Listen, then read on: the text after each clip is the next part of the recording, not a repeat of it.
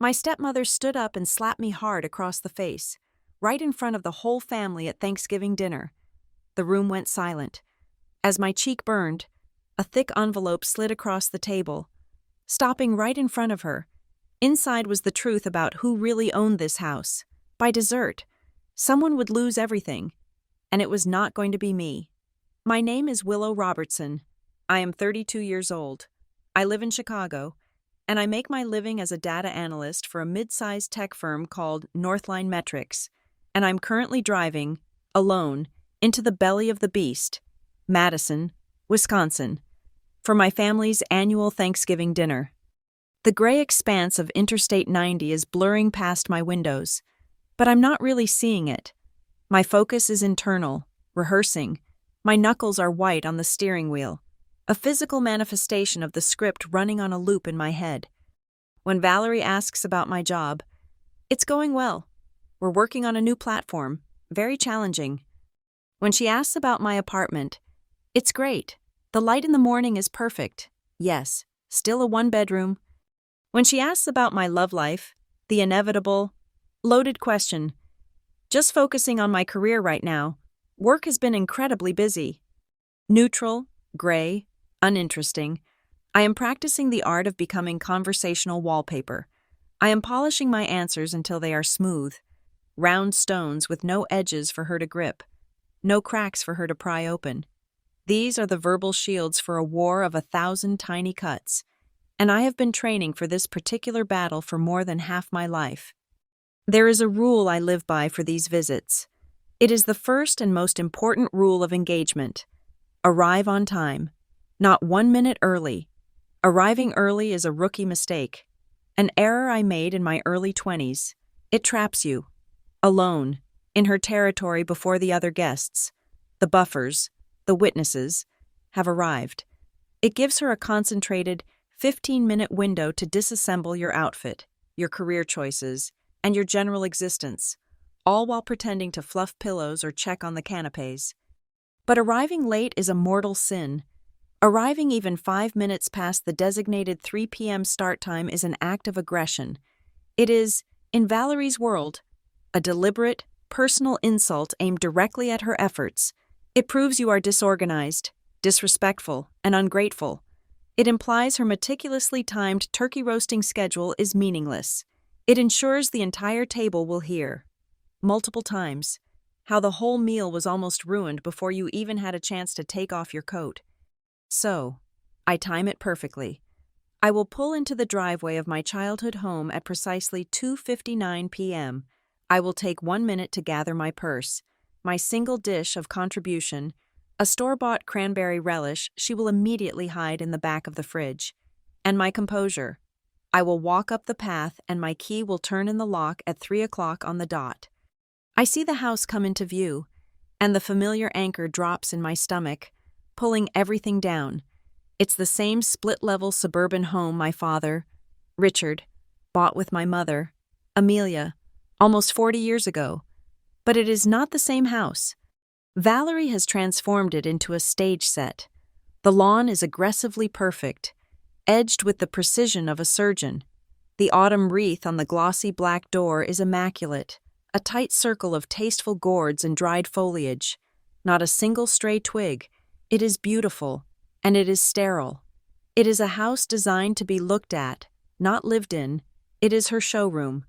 And as I park my sensible sedan behind her gleaming white SUV, that heavy sinking feeling in my chest confirms what I already know. I am not coming home. I am simply arriving at a location. My old key, the one from before, still works. I let myself in. The smell hitting me instantly. It's not the smell I crave. The warm, slightly messy scent of my mother's kitchen, all yeast and onion and thyme. It's the sharp, clean smell of expensive, pine-scented floor polish, overlaid with the heavy, savory aroma of roasting meat and a cloying cloud of vanilla-scented candles. Before I'm even fully through the door, I hear her voice. It carries from the dining room, sharp and clear, a silver knife cutting through the low hum of pre-dinner conversation. It just dries out the bird. Richard, I keep telling you, If people say they will be here at 3, they need to be here at 3. Another 10 minutes, and the entire breast will be ruined. Utterly ruined. I close the door softly, the click echoing in the entryway. "Hello?" I call out, my voice sounding too small in the vaulted entryway. Valerie appears in the doorway to the dining room, wiping her hands on an embroidered linen apron. She is a tall woman, impeccably dressed as always. Her blonde hair is coiffed in a style that hasn't changed in a decade, held in place with what must be an entire can of hairspray. She wears a cream-colored cashmere sweater set, tailored slacks, and a constellation of delicate gold jewelry that glints under the chandelier light. She is the kind of woman who uses compliments as weapons and hospitality as a form of interrogation. "Willow," she says. The word is flat. Her eyes, a pale, piercing blue, do a rapid scan, up and down. They take in my dark-washed jeans, my fitted silk blouse, my leather ankle boots, my coat. The entire assessment takes maybe 2 seconds.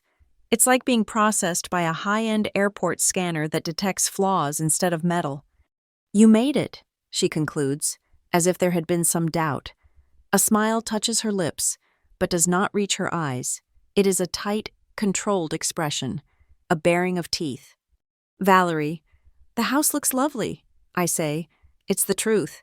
If you like living in a magazine spread, it's a lot of work, she sighs, turning back toward the dining room. "Richard, your daughter is here." My father, Richard Lane, emerges from the den, his phone clutched in his hand like a talisman. He is a man who has slowly been caving in on himself. His shoulders, once broad from his work as a custom cabinet maker, are now permanently slumped. He used to smell like sawdust and wood varnish. Now he smells faintly of soap and the pills he takes for his blood pressure. He was a craftsman, a man who built beautiful, solid things with his hands. Now he hides behind spreadsheets, managing the logistics for a large flooring company, and retreats into his emails at the first sign of domestic conflict. "Willowbean," he murmurs, giving me a quick, one-armed hug. His eyes flick nervously toward Valerie's back. "Good drive? Traffic wasn't bad?" "It was fine. Dad, good to see you." He's already looking back at his phone, his thumb swiping. Great. Well, come on in. Everyone's here." Everyone includes Dylan. Of course it does. Dylan, Valerie's son, is standing by the fireplace, holding a glass of bourbon. He is in his early 30s, fit and tan, with the easy, predatory smile of a successful real estate broker. He is the golden child, the one who can do no wrong. While I went to an out-of-state college on a scholarship, Dylan stayed local, got his real estate license, and immediately started flipping condos. He is Valerie's pride, the physical proof of her superior genetic line, and he has always been positioned as the de facto heir to, well, to everything. "Willow, good to see you," he says, raising his glass. It's the same breezy confidence he always uses. We are not friends. We are not siblings. We are two people who happen to be in the same room once a year, competitors in a game I never signed up for.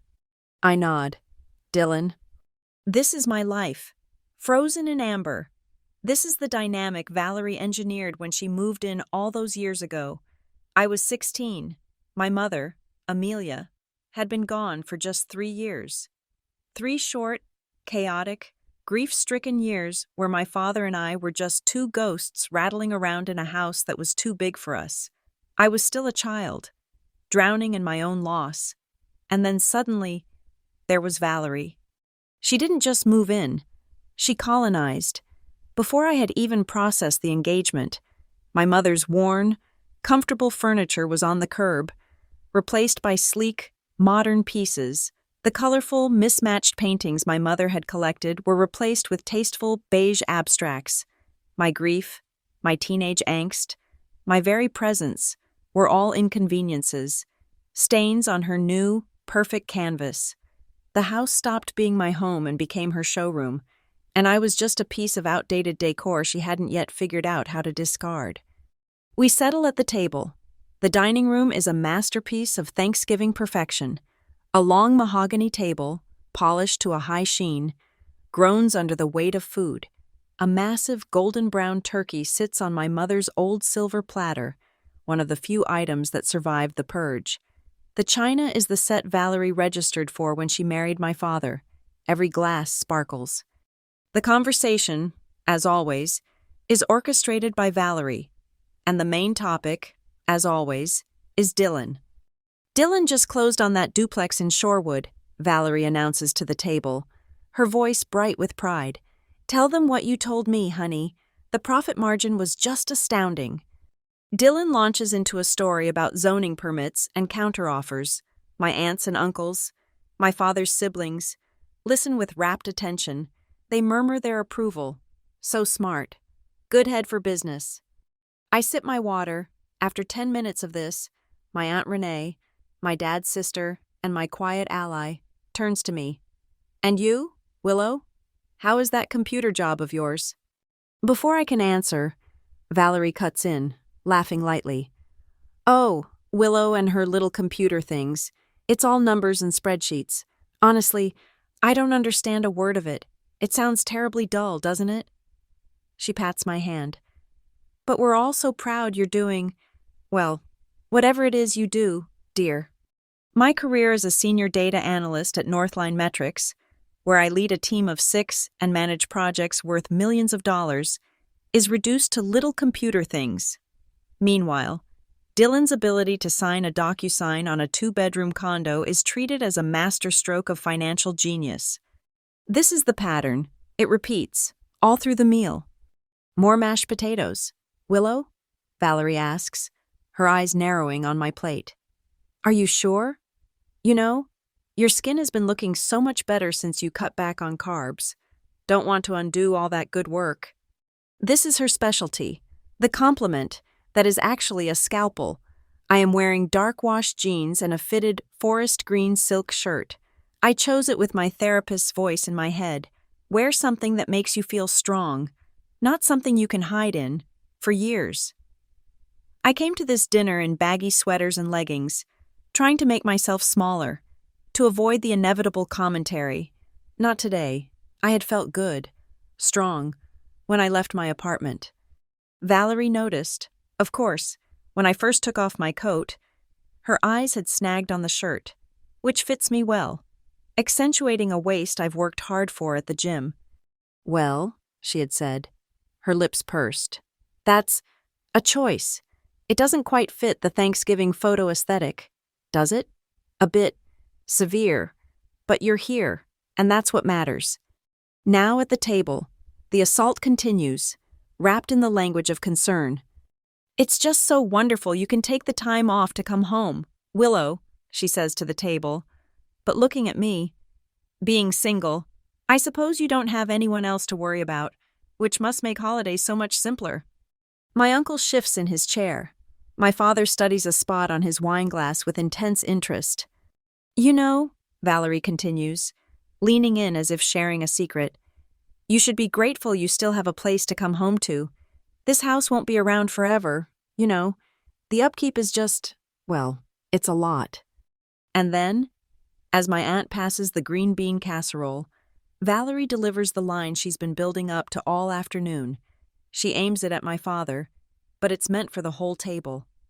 Richard, we really do need to talk about the refinancing. When your father's assets are restructured, she says, the word assets sounding cold and metallic. And the house, well, it needs to be managed by someone responsible, someone who is here, on the ground, someone who understands the market. She pauses, and her eyes slide past me, past my father, and land, warmly, on Dylan. He smiles, takes a sip of his bourbon. Whatever you need. Mom, I'm here to help. She reaches out and pats his hand. I know you are, honey. I know you are. She ignores me completely. It's a perfect execution. In one clean move, she has established that there is a plan, that I am not part of it, and that Dylan is the only responsible party. I have been erased from the equation of my own family home. My father says nothing. He just picks up his fork and knife and begins to carve the turkey. You know, Valerie says, leaning across the table, her voice dripping with the kind of faux concern that's sharper than any insult. She's passing the sweet potato casserole, holding it just out of my reach. I simply must get the name of your dermatologist. Willow, your skin always seems so congested. Whenever you visit, it must be all that city air, or perhaps it's just stress. You really should try to relax. It adds years, you know. That is the comment. That is the one that finally severs the tether.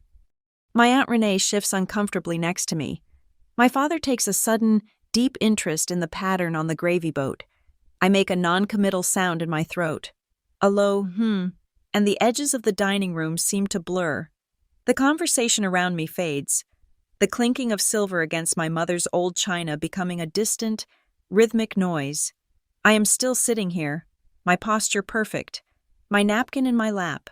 I am nodding, but I am gone. My mind has slipped its anchor and drifted back, pulled by the heavy, invisible currents of a dozen other Thanksgivings. I am 17 years old. I am standing in this same kitchen, vibrating with a joy so pure it feels like electricity in my veins. I am holding a thick, cream-colored envelope from Northwestern University. It's not just an acceptance letter. It's a full scholarship. It is my future. It is my escape plan. I run into the room, waving the letter. I got in. Dad, I got in. A full ride. My father starts to smile, his eyes lighting up in a way I haven't seen since before Mom got sick. Willow bean, that's...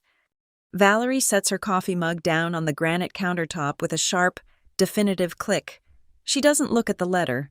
She looks at me, her eyes doing their familiar scan, taking in my high school sweatshirt and messy ponytail. That's wonderful. Willow, she says, her voice as flat as a frozen lake. I suppose that means you'll be hitting the gym? You're a smart girl, but no boy is going to care about your grade point average if you keep eating like that. They don't give scholarships for second helpings, you know. I watch my father's smile curdle and die. He clears his throat, looks down at his mug, and says nothing. The silence is a physical thing, a heavy, suffocating blanket. The thick, victorious envelope in my hand suddenly feels like a piece of garbage. The scene shifts, the memory just as sharp, just as painful. I am 25. I've just flown in from Chicago. My first trip home since landing my first big promotion at Northline Metrics. I'm no longer an intern. I'm a junior analyst. I've even bought a new dress for the occasion, something I thought looked professional. The dinner is the usual performance of Dylan's mythical business acumen. When there is finally a lull, a breath in the conversation, I jump in. I actually got some great news at work. too. I've been promoted to analyst. Valerie glances up from her wine glass, her manicured fingers swirling the stem. Oh? That's nice, dear. She squints at me, her head tilting. Is that a new lipstick? It's very red. It looks a little cheap, if I'm being honest.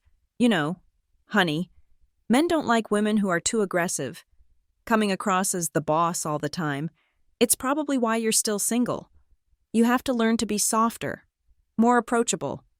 My promotion, my achievement, reduced to a commentary on my cheap lipstick and my aggressive and unapproachable single status, my father just asks someone to pass the butter.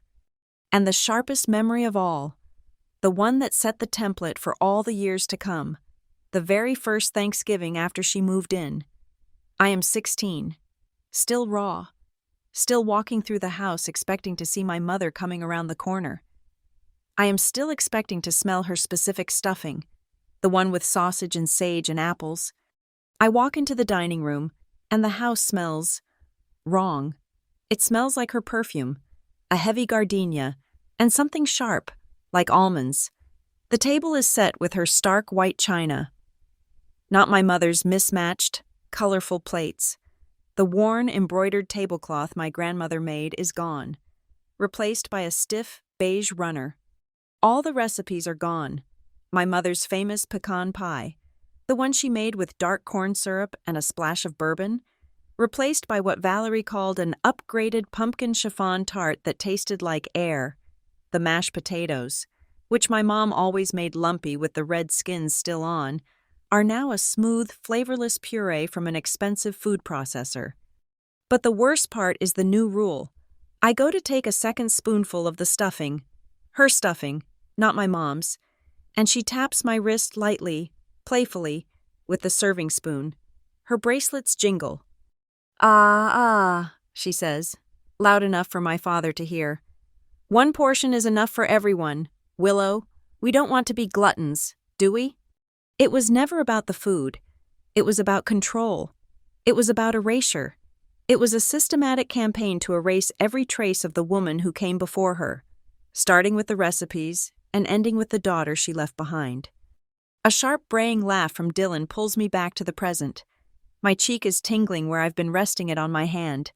My jaw so tight it aches. The conversation has, predictably, returned to Dylan's real estate empire. I take a sip of water, the cold liquid a shock, trying to ground myself. My eyes scan the room, looking for an escape, any distraction, and they land on the sideboard. It's a beautiful antique, my mother's favorite, one of the few pieces Valerie kept because it was good wood. It's cluttered now with her silver platters, extra wine glasses, and a stack of mail. And there, half tucked under a platter of untouched cranberry sauce, the store-bought one I brought, is an envelope. It's not a regular envelope. It's a large, 9x12 mailer, thick and heavy, made of stiff cardstock. A green and white certified mail sticker is visible on the corner, the one that requires a signature. My data analyst brain clicks on, cataloging the details before I even know why. The return address is not a person, it's a logo, embossed in black ink, Braden and Cole, LLP, attorneys at law, and the addressee, printed in stark, official font, is not Richard Lane, it is not Valerie Lane. It is the estate of Amelia Lane. My mother. My eyes lock onto it. I can't look away. I must have stared too long, my focus too intense, because Valerie, who has a predator's sixth sense for where her prey is looking, follows my gaze. I see it all happen in a single, fluid, horrifying second. Her eyes land on the envelope. Her face, usually so composed, so perfectly arranged, flashes with something I have never seen her show before. Pure, undiluted panic. Her smile freezes, then tightens into a white, bloodless line. With a quick, jerky movement that is profoundly unlike her, she snatches up a heavy silver platter of cheese and crackers from the center of the sideboard. She moves it, slamming it down with a muted thud directly on top of the law firm's envelope, hiding it completely. Then she turns back to the table, her hands smoothing her cashmere sweater.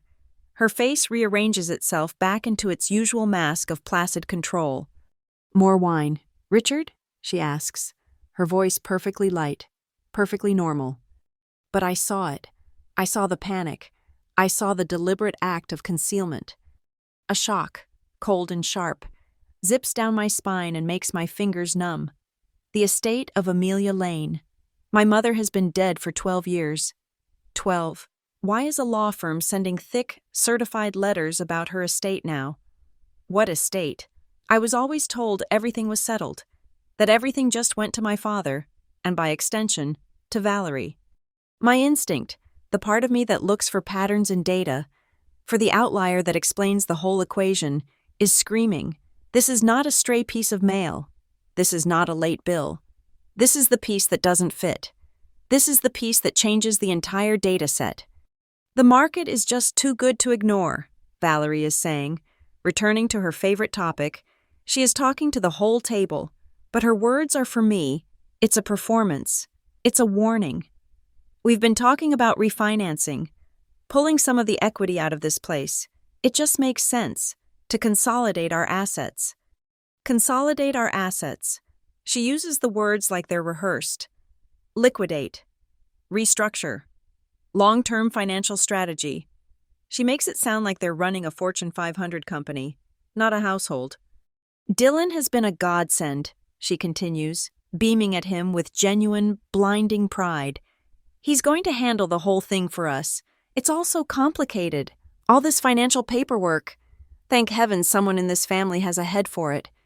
Dylan, looking impossibly smug, leans back in his chair, a king surveying his court. It's a big responsibility. This house, he says, lacing his fingers behind his head. It's an old place. It needs managing. It's going to be my responsibility soon enough, and I just want to make sure it's done right. My responsibility? Valerie does not correct him. She just nods, a queen affirming her chosen heir. I feel the blood drain from my face. They are talking about selling my home. They are talking about refinancing, about pulling the equity out. They are talking about erasing my last physical connection to my mother, and they are doing it right here, right in front of me, under the guise of smart finance. I have to say something. I have to try. I have to prove I exist. Actually, I say, and my voice sounds strained, too high. I've been doing well at work, too. 8 pairs of eyes turn to me. The silence is sudden and heavy. I've interrupted the script. I was just made lead on the new Northline Metrics predictive modeling project, I say, the words tumbling out, sounding weak and desperate even to my own ears. It's a huge contract. One of our biggest clients. It's a big step. Valerie just blinks at me. She lets the silence hang, stretching it out, making my announcement sound pathetic, a child begging for a gold star. Then she smiles, that tight, dismissive smile. Oh, honey, that's nice, she says. She immediately turns to my aunt. Did I tell you about the new car Dylan is looking at? It's a hybrid. But she isn't done. She turns back to me, as if a hilarious afterthought just struck her. This boss of yours, the one at the Metrics place, she says, mangling the name of my company. Is he single? What age is he? You know, Willow? Women in your field. Sometimes you have to be practical. Is he at the desperate age yet? You might still have a chance. And there it is. The pattern, laid bare for the entire table to see. Any success I have is shrunk. It is minimized, ridiculed, or twisted into a new, more comprehensive failure. My failure to find a man. Any achievement I claim is a threat to the narrative she has so carefully constructed over the last 16 years. Dylan is the successful one. Dylan is the capable one. Dylan is the heir. I am the difficult, dull, single, data-driven appendage, the leftover child she was forced to accommodate, the ghost at her perfect table. And she is the unchallenged queen, the matriarch who controls the money, the house, and the narrative. The table erupts in polite, sycophantic laughter at her joke about my desperate boss. Even my father cracks a weak, pained smile. I look down at my plate, my hands clenched into white-knuckled fists in my lap. The smell of pumpkin pie and coffee begins to drift in from the kitchen. Dessert is being plated. I look at Dylan, preening under my aunt's questions about his car. I look at my father, who is now completely absorbed in avoiding my gaze, and I look at Valerie, who is smiling, flushed with victory, triumphant. Then, my eyes drift back to the sideboard, to the spot where the silver cheese platter now rests, heavy and final. I think of the name on that envelope, the estate of Amelia Lane. A sudden cold clarity cuts through the fog of shame and the heat of anger. In this house, in this room, there is something that legally belongs to me, something my mother left me. And Valerie knows it. That's why she panicked. That's why she's covering it up. That's why she is rushing to refinance and consolidate and put Dylan in charge. She is trying to erase me. I clench my fork, the tines biting into the soft skin of my palm. If I don't do something, if I let this dinner end and I walk out that door, they will delete me from this picture forever. And this time, I will not let them. The drive back to Chicago was a 2.5-hour blur of vibrating silence. My mind didn't wander. It was fixed, replaying a single, 5-second loop. Valerie's face, the flicker of pure, unadulterated panic in her eyes, and the deliberate, almost violent slam of the silver cheese platter covering that thick envelope, Braden and Cole, LLP, the estate of Amelia Lane. I didn't even take off my coat. My weekend bag hit the hardwood floor of my apartment with a dull thud, the sound echoing in the quiet, sunlit space.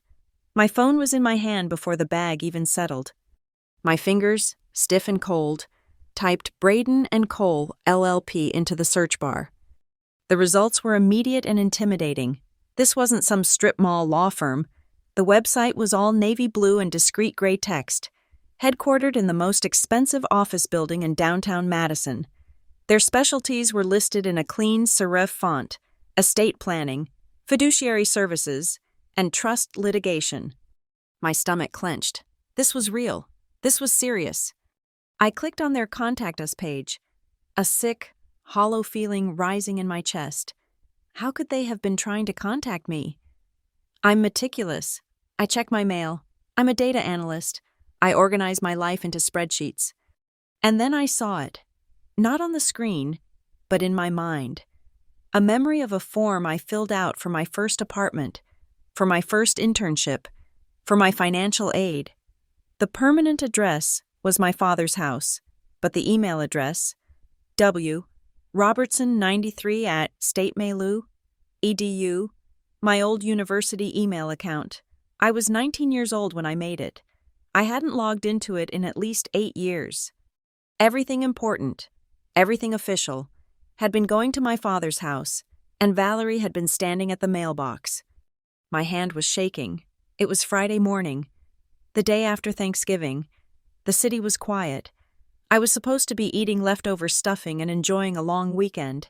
Instead, I was pacing my living room, the winter sun reflecting weakly off Lake Michigan, feeling like I was about to be physically ill. I dialed the firm's main number, fully expecting a holiday voicemail or an answering service. A crisp, impossibly professional voice answered on the second ring. Braden and Cole, good morning. How may I direct your call? My voice, the one I used to lead boardroom presentations, completely failed me. Yes. Hello, my name is Willow Robertson. I had to stop and swallow. I think you might have been trying to reach me. It's regarding the estate of Amelia Lane. There was a pause. It was not a long pause, but it was dense. I heard the click-clack of a keyboard, then a sharp, distinct intake of breath. "One moment, please," the voice said, suddenly infused with a new energy. A different voice came on the line, warmer but laced with a stunning intensity. "Ms. Robertson? This is Sarah Kendall. I'm the head paralegal for the estate division. Am I understanding you correctly? You are Willow Robertson, the daughter of Amelia Lane?" "Yes," I said, my voice barely a whisper. "That's me." "Oh my," Sarah said. She sounded genuinely stunned. "Ms. Robertson, we have been trying to reach you for several years.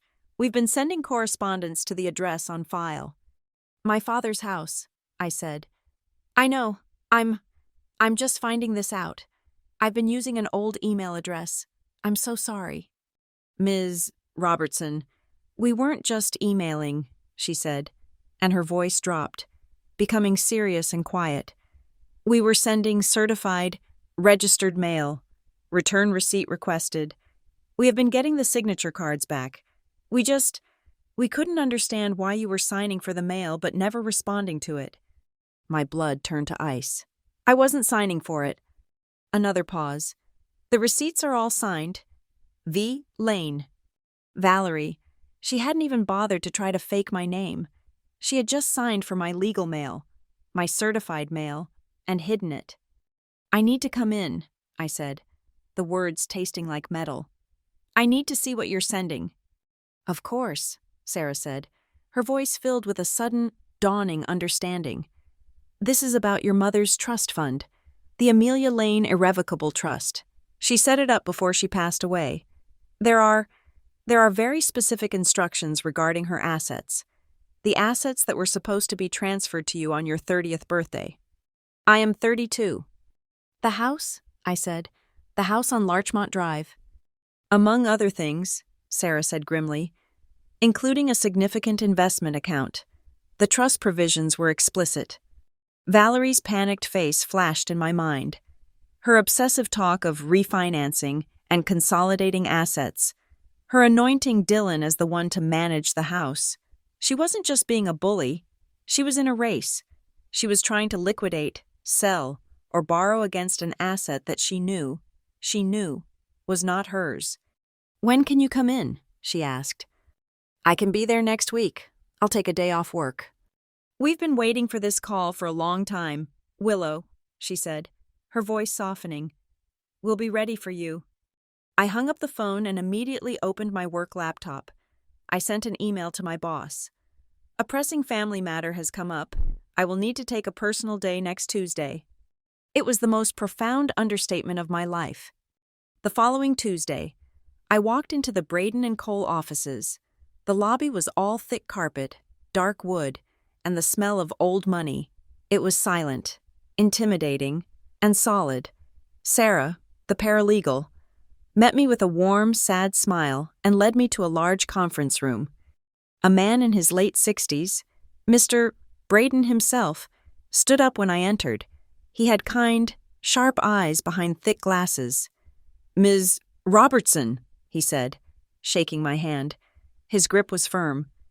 "It is a genuine relief to finally meet you. Your mother, Amelia, was a very smart and very cautious woman. I'm so glad we can finally honor her wishes." They didn't make me wait. They laid a thick, leather-bound binder on the polished table in front of me. "First," Mr. Braden said, "let's clear up the correspondence." He slid a clear plastic sleeve across the table. Inside were 6 green and white certified mail receipts, the return receipts, all addressed to me, care of the house in Madison, and in the box for signature of addressee, 6 identical, looping, arrogant signatures, V. Lane. "That is not me," I whispered, touching the plastic. "We gathered as much," Mr. Braden said dryly. "This, by itself, constitutes federal mail fraud, but it's what she was intercepting that concerns us more." He opened the binder. "Your mother," he began, "established this trust in her final year. She had foresight. She stipulated that while your father, Richard, would be the primary trustee and could live in the house for his lifetime, the house itself, the deed, was placed into the trust. It was not his to sell. It was not his to refinance. It was, and is, an asset of the trust." He pointed to a line.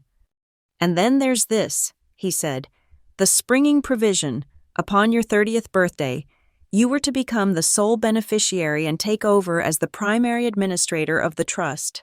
Full control of the Larchmont Drive property and the entirety of the associated investment account would transfer to you."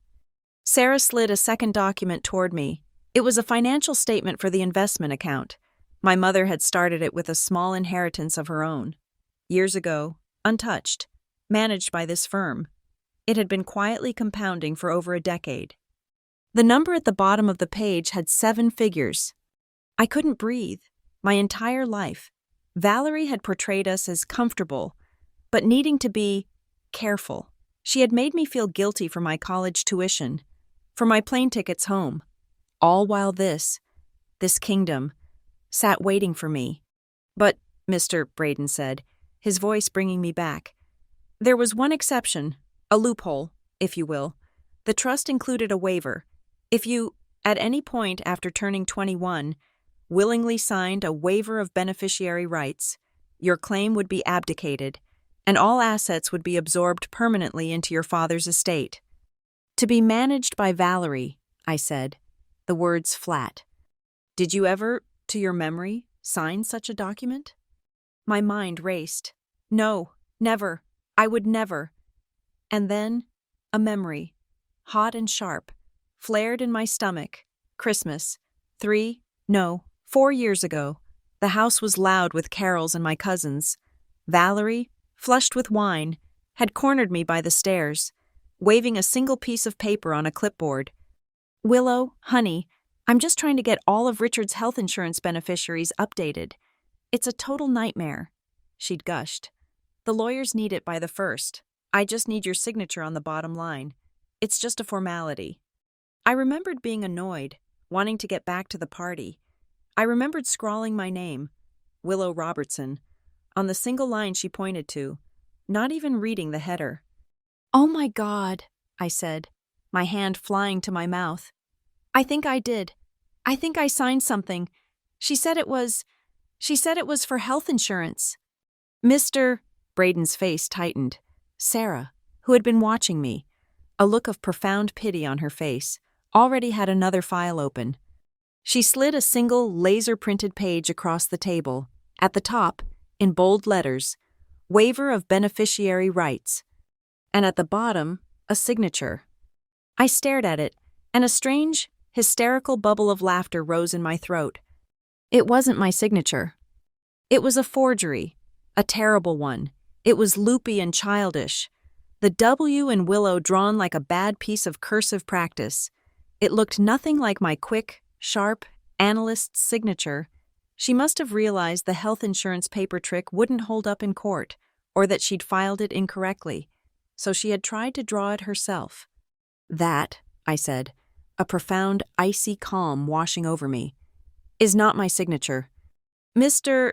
Braden nodded, a small, satisfied smile on his face. "That is what we suspected. It's a clumsy forgery. She was getting desperate, trying to beat your 32nd birthday." I sat there, my hands flat on the polished wood. The girl who had rehearsed, "My job is challenging, thank you," was gone. That Willow was a child, a ghost. The woman sitting in this chair was a data analyst who had just been handed a complete, undeniable dossier of criminal fraud. Valerie hadn't just been mean. She hadn't just been a narcissistic bully. She had been actively, methodically, and illegally trying to steal my mother's legacy, my home, my entire future. "What are my options?" I asked. My voice didn't shake. It was cold. It was the voice I used at Northline Metrics when I found a critical error in a competitor's data model. Mr. Braden took off his glasses and polished them. "There are two paths. Willow, the first is criminal. We can, and I believe should, forward this file to the district attorney's office. The mail fraud, the attempted wire fraud, the forgery. She could be facing significant legal trouble." "Jail!" My mind recoiled. He continued, "We focus on the civil path, which is much faster and more precise. First, we hire a forensic graphologist to officially invalidate this waiver. It will take less than a day. Second, we file an immediate injunction and freeze all assets in the trust, which will instantly halt any attempt by Valerie or Dylan to refinance or sell the property. Third, we file to have you, as the rightful and sole beneficiary, installed as the administrator of your trust, effective immediately." Instead of the white-hot rage I should have felt, I felt clarity, a beautiful, sharp, crystalline clarity. Valerie thought I was a sentimental, insecure, overweight child. She had forgotten what I actually do for a living. I don't get emotional. I analyze, I find patterns, and I build solutions. "Let's start with the signature analysis," I said, "and let's freeze everything. I don't want her or Dylan to be able to move a single dollar, not 1 cent. "A very wise choice," Mr. Braden said. I walked out of that office building into the sharp, clean Wisconsin wind. It felt different. I had walked in as Willow Bean, the sad, single daughter with the dull computer job. I was walking out as the primary beneficiary of a 7-figure trust and the legal controller of the very house Valerie thought was her stage. The old, desperate, gnawing hunger I used to feel, the need for her approval, the longing for my father's protection, it was just gone. It had been burned away, cauterized by the cold, hard facts. I stood on the sidewalk, the city bustling around me, and I didn't feel anger. I didn't feel grief. I felt a new kind of energy, a humming, high frequency, steel-toed energy. It was the cold, beautiful, and utterly precise energy of a plan, just beginning to form. Thanksgiving was just the prelude. The main event was coming, and I was going to be the one to set the table. I understood. With the cold clarity of a data model, that if I tried to confront Valerie, I would fail. The old Willow, the one who rehearsed gray, neutral answers in the car, would be crushed. That Willow was programmed to seek approval and avoid conflict. She was a child in a 32-year-old body, and Valerie knew every one of her vulnerabilities. She could dismantle that Willow in under a minute with a single, well-placed compliment. No, the old Willow couldn't go to this fight. I had to build a new one. I realized I had to run 2 tracks in parallel. One was the legal battle, the external leverage. Mr. Braden and his team would handle that. The other was internal, my own private boot camp. I had to build the tools to withstand the emotional shrapnel I knew was coming. The legal facts were my shield, but I needed a spine of my own to hold it. My first call, back in Chicago, was not to a friend. It was to a name I'd found on a psychology database. Dr. Aris Thorne, a therapist specializing in adult children of narcissistic family systems. Just reading the description felt like a diagnosis. I sat in his quiet, minimalist office a few days later, the words spilling out of me. I didn't cry. I reported. I gave him the data points, the constant, insidious criticism of my body, the minimization of my career, the triangulation with Dylan, the weaponized concern, my father's passive complicity. Doctor, Thorne listened, his hands steepled, not interrupting. When I finished, he didn't give me platitudes. He gave me a vocabulary. What you're describing, Willow, he said, his voice calm, is a classic narcissistic dynamic. Valerie, as the primary narcissist, requires a golden child, Dylan, who reflects her own perceived perfection, and to balance that, she also requires a scapegoat child. That is you. The words hit me like a physical blow. Scapegoat. I wasn't difficult. I wasn't ungrateful or too sensitive. I was a pre-assigned role. He kept going, and each word was a key unlocking a dark room. Emotional neglect, gaslighting, conditional love. You were taught, from age 16, that your presence in the family was conditional on your silence and your smallness. I felt a profound tectonic shift inside me. He was telling me I wasn't the problem. The system was the problem, my entire life. I had been trying to fix a faulty line of code in myself, never realizing the entire operating system I was running in was corrupt. Our goal, Dr. Thorne said, is not to change them. We cannot. Our goal is to build your boundaries so high and so strong that their dysfunction can no longer find purchase. I left his office feeling lighter than I had in years. I wasn't broken. I was just in possession of new data. My next stop was the gym. I had orbited the free weight section for years, intimidated by the grunting men and the impossibly fit women. This time, I walked straight up to the desk and asked for the best trainer. They pointed me to a woman named Mia Rios, who had a physics-defying ponytail and a gaze that could probably see through steel. We sat in her tiny office, the smell of rubber mats and sweat hanging in the air. "So," she said, tapping her pen on a clipboard, "what are we doing? Most clients come to me with a goal. I want to lose 15 pounds for my wedding. I want to run a marathon. I want a revenge body. What's your story?" I looked at her clear, no-nonsense eyes, and the lie I had prepared, something about general health, died on my lips. The truth came out. It was sharp and clean. "I don't want to be thin so my family will love me," I said, my voice quiet but steady. "I want to be strong enough to face them." Mia stopped tapping her pen. She looked at me, really looked at me, and then a slow, dangerous smile spread across her face. "Okay," she said, "I can work with that. A revenge body is temporary. A strength body, that's permanent. We're not doing any crash diets. We're not counting almonds. We are going to teach you how to pick up heavy things." We started a program focused on pure strength and endurance, deadlifts, squats, bench presses. She was brutal, but she was kind. When I failed a lift, she didn't coddle me.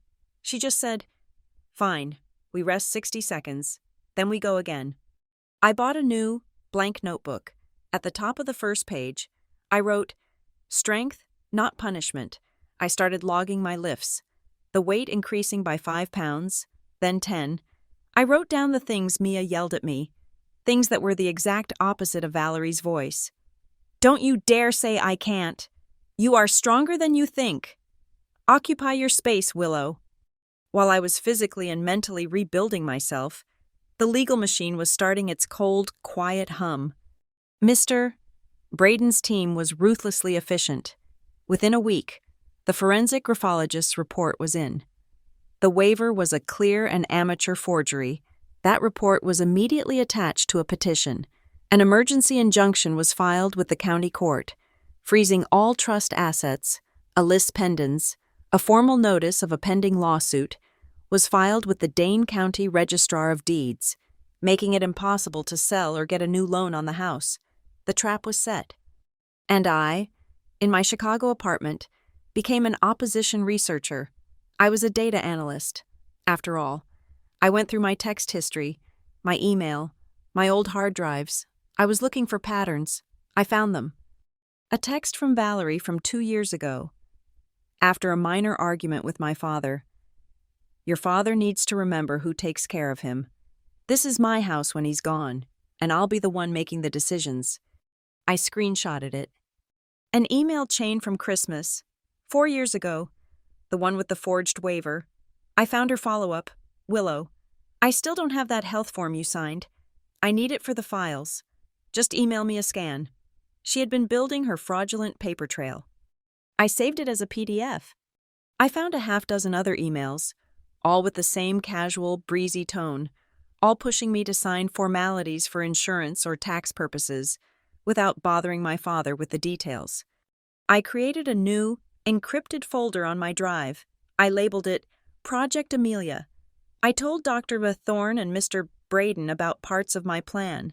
I told them about the evidence, but the core of it, the how and the when of the final confrontation, I kept to myself. I was building a firewall. Valerie had been in my head for 16 years. The most important part of my plan had to be built in a place she could never, ever touch. The weeks turned into a month.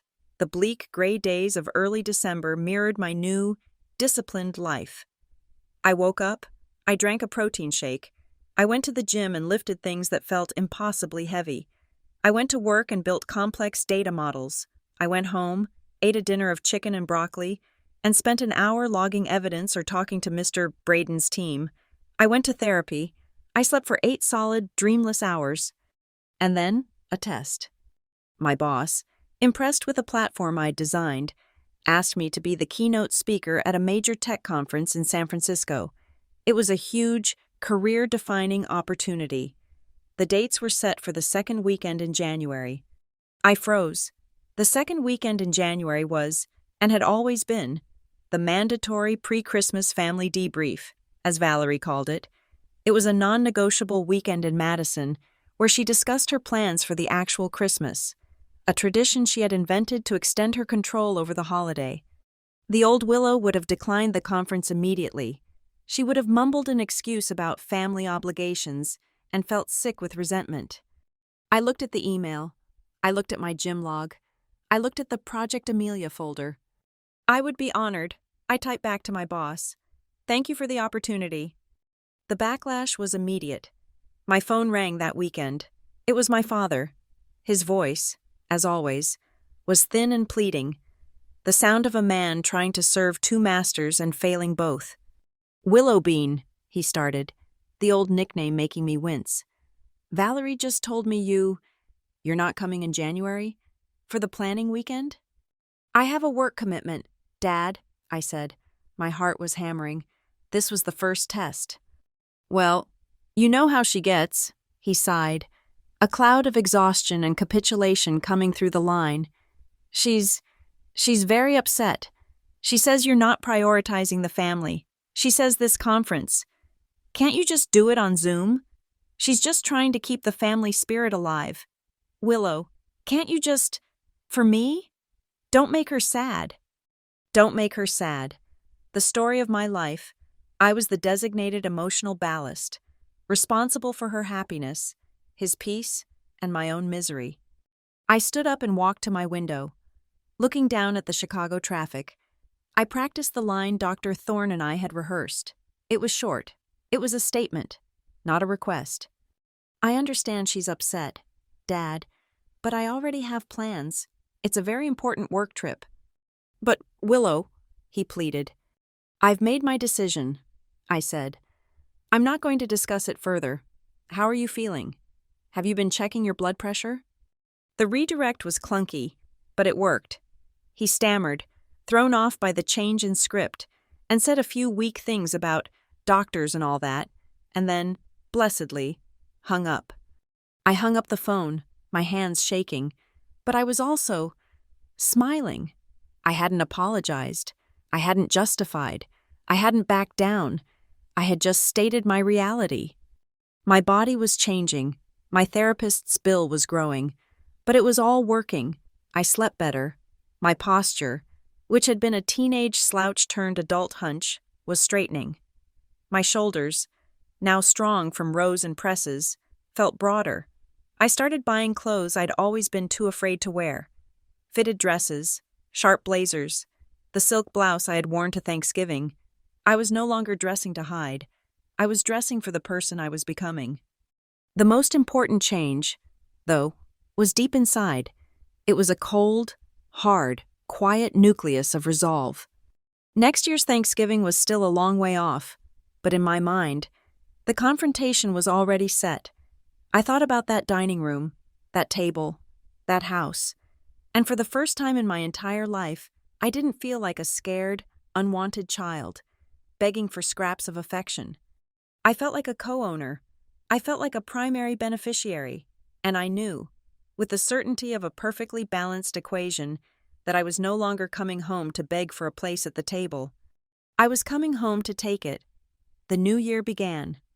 My conference in San Francisco was a blur of presentations and networking, but my mind was elsewhere. It was in Madison, in Mr. Braden's office, and in the encrypted folder on my laptop. I had weekly check-in calls with the law firm. They were methodical, surgical. The injunction was in place. The lis pendens was filed. The house was locked down. Then, Mr. Braden gave me the next piece of the puzzle. It was a piece so shocking, so much larger than I had anticipated, that I had to sit down. Willow, he said, his voice quiet over the phone. We've completed the full audit of the investment account tied to the trust. I know, I said. The one with 7 figures. I'm still trying to process that. Yes, he said, but it's not the amount that I'm calling about. It's the activity log. We've been reviewing the correspondence between the trust managers and your mother, but we also found something else, a formal inquiry, lodged almost 10 years ago. An inquiry from who? That's the troubling part, he said. The inquiry was an attempt to change the beneficiary designations. It was dated 2 years after your mother passed away. 2 years. I was 19. I was a sophomore in college, drowning in my first real set of exams, still reeling with grief, and subsisting on cafeteria food. Who made the inquiry? I asked, my voice already cold. It was an email, requesting the proper forms to update the beneficiary profile for Amelia Lane's trust.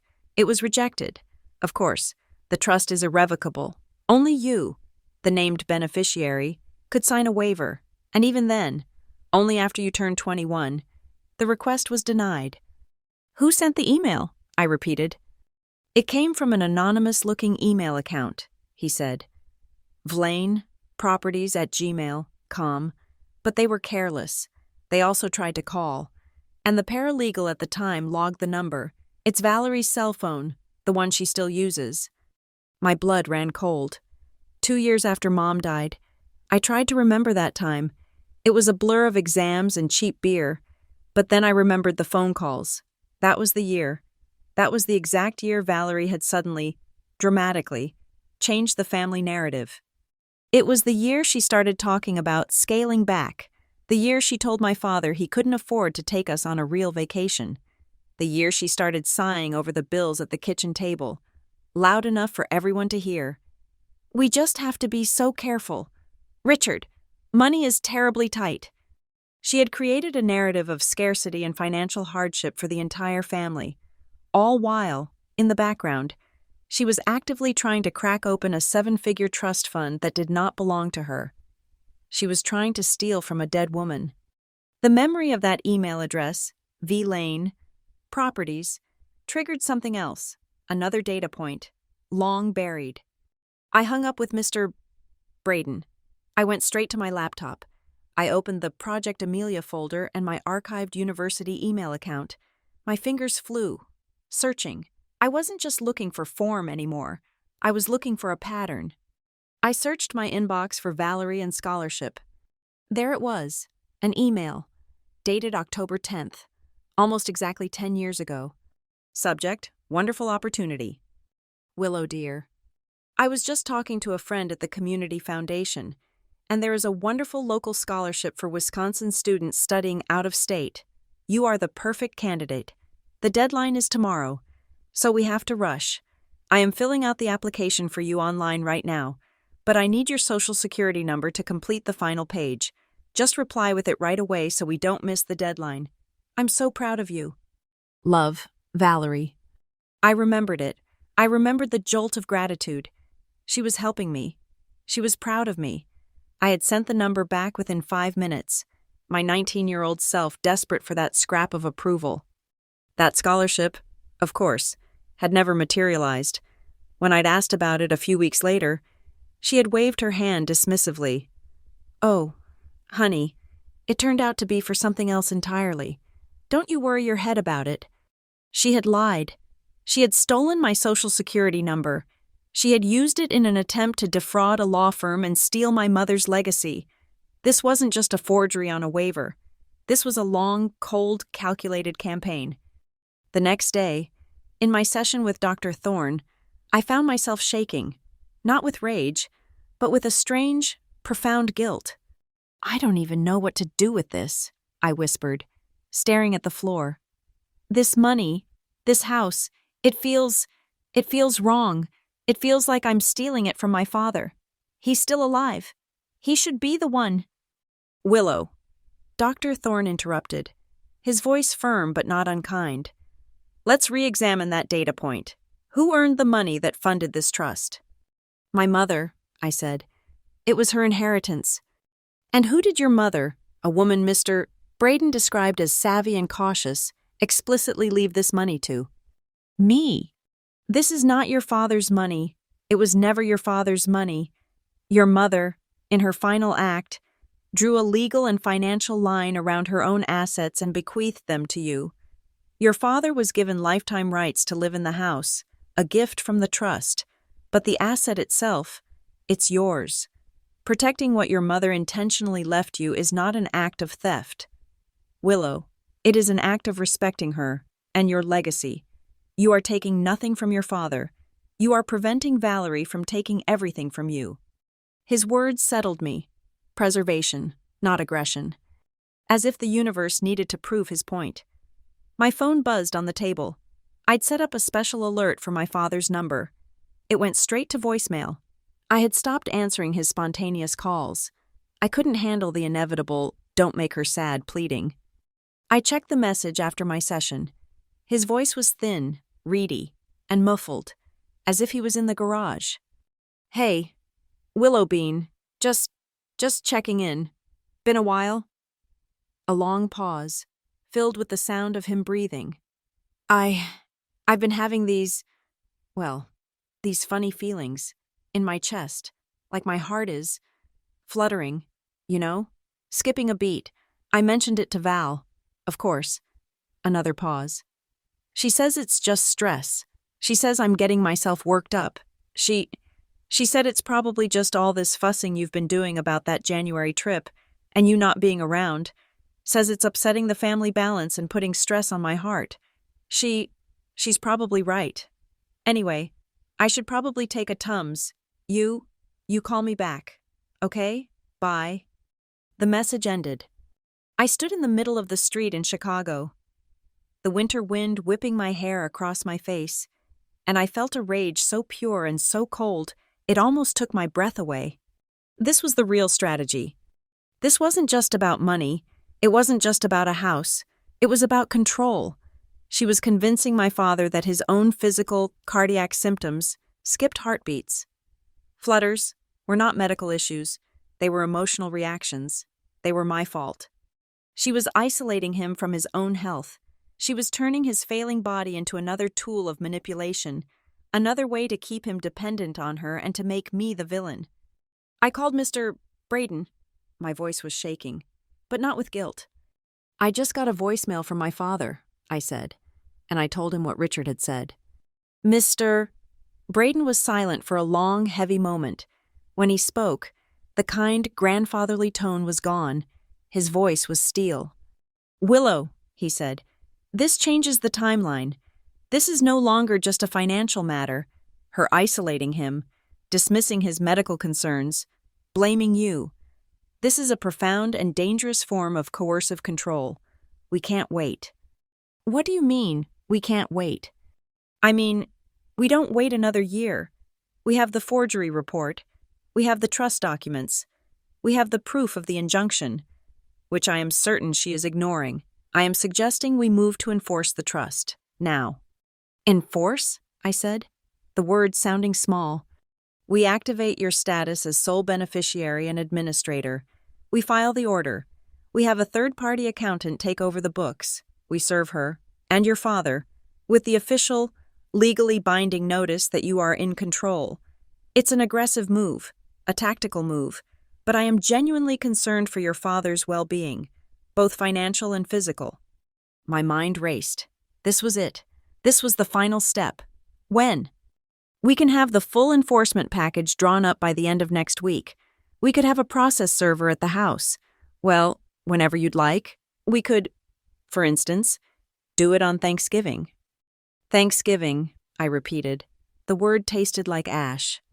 You want to have a stranger show up with a summons in the middle of Thanksgiving dinner? It's an option, he said, his voice practical. It's dramatic, but it's effective. It ensures there are witnesses. It prevents her from getting the papers, hiding them, and then lying about it to your father for another 6 months. It forces the confrontation into the light. I felt nauseous. It was brutal. It was a violation of the one day she held sacred. It felt like something she would do. I need to think about that, I stammered. Let me call you back. I hung up, my head spinning. It was too much. It was too fast.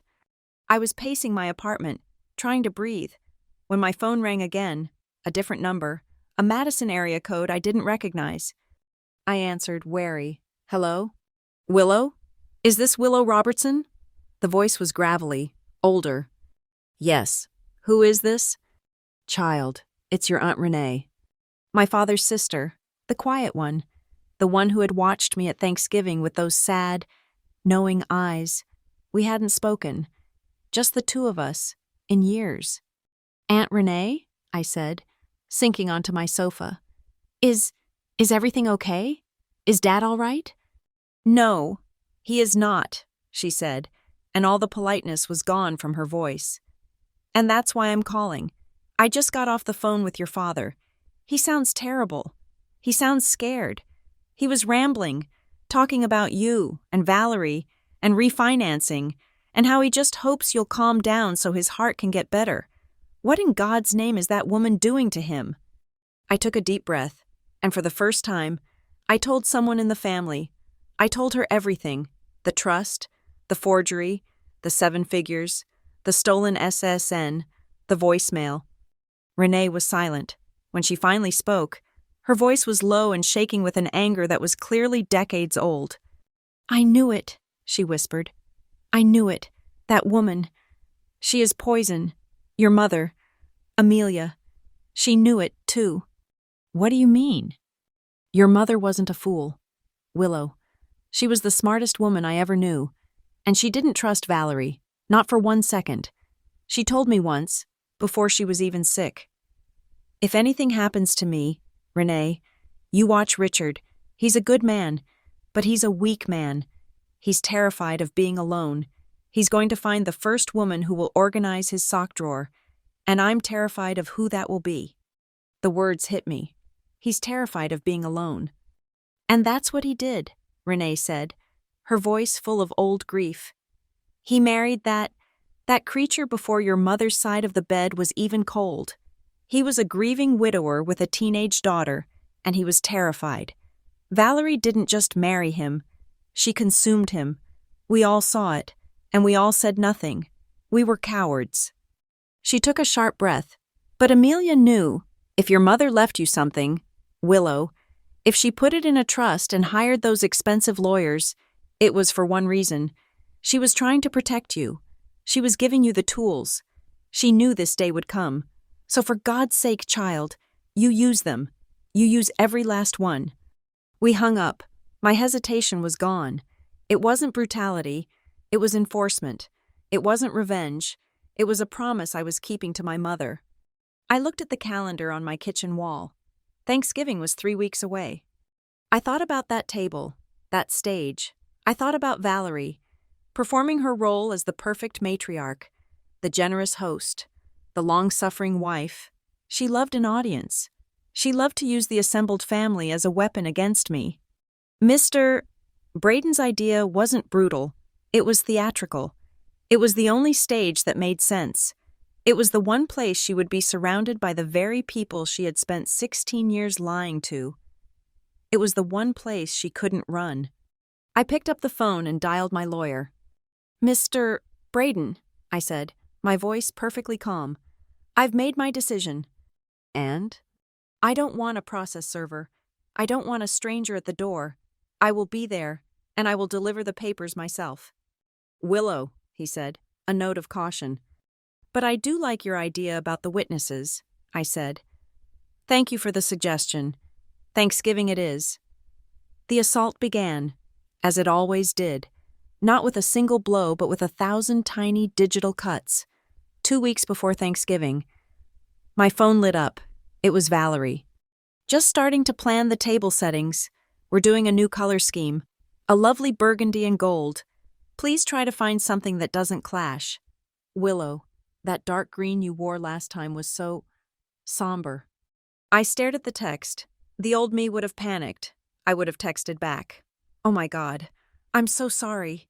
What color should I wear? I would have spent hours online, searching for a burgundy dress I couldn't afford and didn't want, all in a desperate bid to please her. I didn't reply. Instead, I opened the Project Amelia folder on my laptop, took a screenshot of the text, and saved it in a subfolder labeled Coercive Control. 2 days later, another one. I've ordered the most divine pies from that new bakery. We all have to be a little careful. Of course, I hope you've been sticking to that diet. Willow, the camera adds 10 pounds, and we must get a good family photo this year. My thumb hovered over the delete button. The familiar hot shame rose in my throat. I felt the urge to apologize, to promise I was eating salads. Instead, I stood up, walked to my notebook, the one from Mia, and wrote it down, verbatim. The camera adds 10 pounds. I looked at the words on the paper. They weren't a command. They weren't a fact. They were just data. Sad, desperate data from a woman who saw her world in terms of aesthetics. Screenshot. Save. The texts, however, took a toll. I was vibrating with a low-level, acidic anxiety by the time I got to the gym that night. I was agitated, my movements jerky. I failed a deadlift at a weight I'd pulled easily just last week. Whoa, Mia said, stopping me before I could try again. What is this? You're not here. You're trying to rip the bar off the floor, not lift it. What's in your head? Nothing, I muttered. Just family, stupid texts. Ah, she said, her eyes narrowing. The stepmother. She's texting me about my clothes. About pie. About pie, Mia repeated, deadpan. Right. Okay. New plan. She walked over to the rack and grabbed a heavier plate. A much heavier plate. Put these on. Mia, I just failed my last lift. I can't lift that. You're not lifting it, Willow, she said, sliding the heavy, clanging iron onto the bar. Valerie is this, she tapped the plate, is her text about your somber green dress, and this one. She slid on the other. Is her text about the goddamn pie? You are not going to let her win, are you? You are not going to let her texts be heavier than you? She was insane, and she was a genius. I gripped the bar. I pictured the text messages, all that petty, toxic criticism, compressed into the steel in my hands. I breathed. I pulled. The weight came off the floor. It was heavy, but it was solid. Good, Mia grunted, as I set it down. Again, I want you to lift every single garbage-ass text she has ever sent you. Lift it, and then put it back down. It does not belong to you. My world was splitting into these two distinct realities. In Chicago, I was thriving.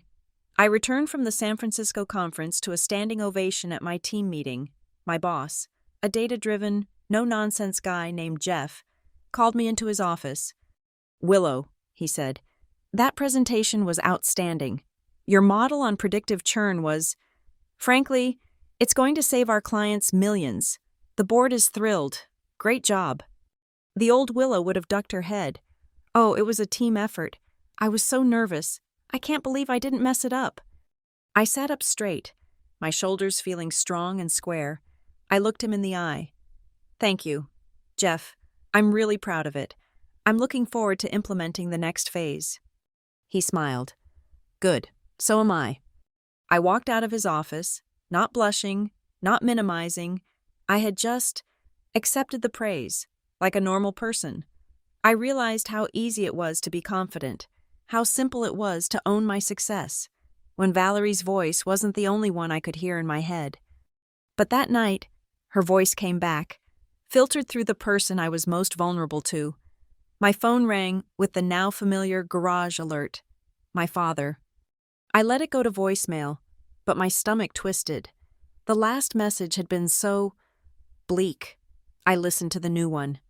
His voice was small, just a whisper over the hum of what sounded like the furnace. Willowbean? It's Dad. Are you screening my calls? A heavy, pained sigh. Look, Val. She's very upset. She's been planning this dinner for months. She told me you were rude about her text.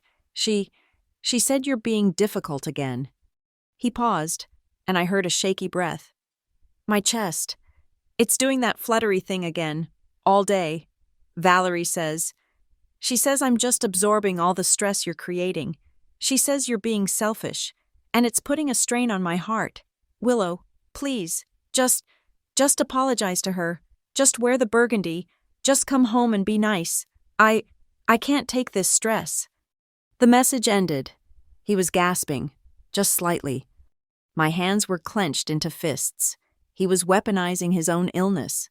No, she was using his fear, his weakness, his actual physical symptoms as a tool to control me. I called him back immediately. He picked up on the first ring, a desperate, "Hello? Dad, it's me. Forget the texts. Forget Valerie. What did the doctor say about the flutters?" I didn't go, he mumbled. Valerie says it's just stress. She made me a nice chamomile tea. Chamomile tea is not for heart palpitations. Dad, I said, my voice rising. I am booking you an appointment with a cardiologist. In Madison. I will pay for it. I'll use my own credit card. It will not be part of her household finances. No, don't you do that, he said, his voice rising in panic. Don't. She sees all the mail. Willow, she'd see the bill. It would make things worse. It would be more stress. Don't rock the boat. I'll be fine. I just need you to be nice. He was trapped. He was a willing prisoner, terrified of the warden, begging me not to give the warden a reason to be angry. I have to go, Dad, I said, my voice flat. I couldn't save him. Not yet. I hung up, feeling sick. 2 days later, the next move in her campaign arrived. A group text, sent to the entire extended family. Aunt Renee, my uncles, Dylan, and me. Dearest family, just a quick update on the Thanksgiving menu, and on some exciting family news. Dylan has been working so hard with Richard and me on our finances. and he has found a brilliant way to refinance the house. It will simplify all of our estates and make sure everything is taken care of for the future. We are so incredibly proud of him. Can't wait to celebrate with you all. XOXO. Val.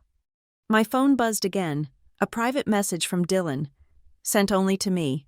See you at dinner. Sis, glad Mom and I can finally get the family finances in order. Don't worry, we'll take care of you. The condescension was so thick it was suffocating. They were announcing it. They were making it public.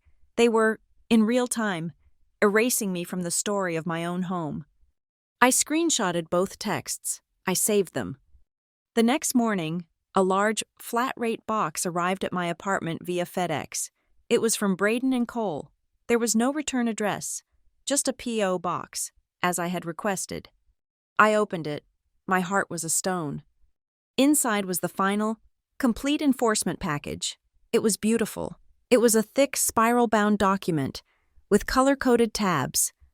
Tab A, the full original trust document, with Amelia Lane's signature, clear and strong.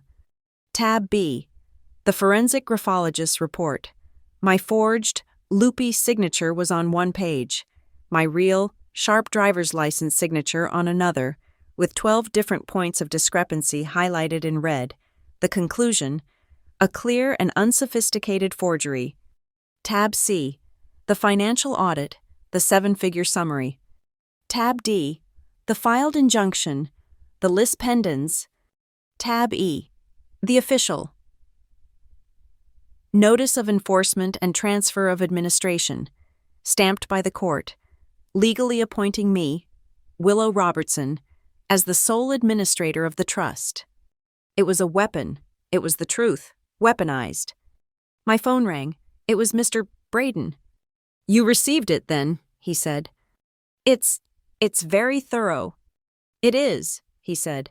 Now, Willow, we must discuss delivery. I know you were firm in your desire to deliver it, but I must advise you, as your counsel, to let a professional handle it. A process server. It's cleaner. It's safer. These situations can become volatile. I looked at the packet on my table. I thought of my father's wheezing voice in the garage. I thought of Dylan's smug, dismissive text. I thought of Valerie, slamming down the cheese platter, her face a mask of panic. I understand, Mr. Braden, and I appreciate your concern, I said. My voice was surprisingly calm. But no, a process server is a stranger. She would dismiss him. She would spin it. She would tell my father it was a mistake, a scam, and she would tear up the papers the second the door closed. I picked up the document, the weight of it heavy in my hands. No, I said again, more firmly. She spent 16 years making me invisible. She spent 16 years trying to erase me. When this happens, I want her looking right at me. I want her to understand that I am not an inconvenient child. I am not a somber dress. I am the person who owns the house she's living in. There was a long silence on the line. Very well, Ms. Robertson, he said, and I could hear the smile in his voice. I will have a junior associate on standby, just in case, but I suspect you'll handle it. That Saturday, I went to Mia. I need a dress, I said. A dress? She said, raising an eyebrow. An outfit? I said. For Thanksgiving, I need armor. We didn't go to a department store. She took me to a boutique I had always been too intimidated to enter. She didn't put me in burgundy. She didn't put me in a flattering black. She pulled a dress from the rack. It was a deep, forest green, the color of my mother's eyes, the color of strength. It was a wrap dress, made of a heavy, beautiful material that skimmed, rather than clung. It had long sleeves and a strong shoulder. It wasn't severe. It was powerful. I tried it on. The woman who looked back at me in the mirror. I recognized her. Her shoulders were back. Her chin was up. She looked strong. That's the one, Mia said. And we're not wearing heels. We're wearing your boots, the ones with the thick sole, the ones that make you feel like you're planted on the ground. My last therapy session before the trip was on Tuesday. We didn't talk about my childhood. We role-played. She's going to cry, Dipper Thorne said. She will accuse you of ruining the holiday. That was not my intention. I practiced. My intention is to enforce a legal document. She will scream at you. She will call you an ungrateful, vicious bitch. I took a breath. I am not responsible for how you feel about this. This is the legal reality. She will appeal to your father. Richard, she's killing me. Look what she's doing to our family. This conversation, I said, my voice steady, is between me and Valerie. Dad, this is a legal matter that protects both of us. Good, he said. Don't justify, don't apologize, don't explain. Just state the facts. You are a data analyst. Willow, just present the data. The night before Thanksgiving, I was at a hotel in Madison. Not at the house. I had the legal packet, the original, in my bag. I had a second, identical copy in my car trunk, just in case. I spread the documents out on the hotel's desk. The beige, impersonal room, a stark contrast to the dynamite on the table. I saw the original trust, my mother's signature, Amelia Lane, written in her elegant, sloping hand. She had done this. She had seen the future. She had seen my father's weakness and, perhaps, Valerie's ambition. She had forged this armor for me, all those years ago. I traced her signature with my finger, the ink long dry, the intent still burning hot on the page. Okay, Mom, I whispered to the empty, quiet room. You built the shield. Tomorrow, I'm finally going to pick it up. I'm going to do what I should have done years ago. I'm sorry it took me so long. I put the papers back in my briefcase, one by one. The presentation was complete. Tomorrow, I was going to deliver it. Thanksgiving Day, 2:50 p.m. I am driving my sedan through the quiet suburban streets of Madison, Wisconsin. The car feels like a compression chamber, silent and pressurized. On the passenger seat, in a heavy-duty leather tote bag, is the spiral-bound, tabbed, and court-stamped truth. A perfect identical copy is locked in the trunk, next to the emergency tire kit. This is not a social visit, it is an operation. My phone, set to Do Not Disturb for everyone except 3 people, is dark. The plan is meticulous. I've confirmed my point of contact, a young, sharp associate from Braden & Cole named Collins. He's a litigator, which Mr. Braden pointed out was just in case. He is currently having a very expensive, very long lunch at a restaurant exactly 1.2 miles away from my father's house. His phone is on, and he is waiting for my signal. You should not need me, he had said on our prep call, his voice all brisk efficiency. But if she becomes destructive or threatens you, you text Collins, and I will be on the doorstep in under 5 minutes. Consider me your legal get-out-of-jail card. But he is not my first stop. My first stop is tactical support. I pull onto a street 3 blocks away from the main event, a quiet cul-de-sac lined with houses that look sleepy in the cold November light. I park in front of a small, neat brick ranch, Aunt Renee's house. I am, of course, on a strict timetable. My plan requires me to be at her house at 2:35 for exactly 10 minutes of coffee before proceeding to the target. I knock. She opens the door before my hand has even left the wood, as if she was standing right behind it. Aunt Renee is a wiry, energetic woman in her late 60s. She is my father's older sister, and she has my mother's eyes, the same deep, forest green. She is dressed not in her usual comfortable gardening clothes, but in a sharp tweed blazer and dark slacks. She looks ready. You're late, she says, but she is smiling. She pulls me into a hug that smells like coffee and strong, expensive perfume. I've been on time to your father's house exactly twice in my life, once for his wedding to your mother, and once for her funeral. This will be the third. Thank you for doing this, Aunt Renee, I say, following her into the kitchen. Don't thank me, she says, pouring a black steaming coffee into a mug and handing it to me. I am decades late in my apologies. All of us, the whole family. We saw what that woman was. We saw what she was doing to you, and we said nothing. We let your father's weakness, his cowardice, rule the day. We let him buy peace at your expense. That ends today. She looks at her watch. You have 5 minutes. Then we go. We arrive separately. You first. Me exactly 5 minutes after. She'll be too busy disarming you to prepare for me. Understood, I say, sipping the scalding coffee. It burns, but it's grounding. Good. Now, before you go, she says, walking over to an old-fashioned writing desk in her living room. She fumbles for a moment in a top drawer. Your mother gave this to me, a long time ago, right after she got her diagnosis. In fact, she made me promise to hold on to it. Give it to Willow, she said. If the day ever comes where she needs to know who she is, and she's forgotten. Renee's voice, usually so strong, cracks on the last word. She hands me a small, square envelope, the color of old cream. It's soft, the edges worn with time. My name, Willow, is written on the front in my mother's unmistakable, elegant script. My hands are shaking. I open the flap. Inside is a single, folded piece of notepaper. It's not a long letter. It's just a few lines, written in her strong, dark blue ink. My dearest Willow, if you are reading this, it means I am not there, and you are having to fight harder than I ever wanted for you. I am so sorry. Please know this. Your father is a good man, but he loves quiet.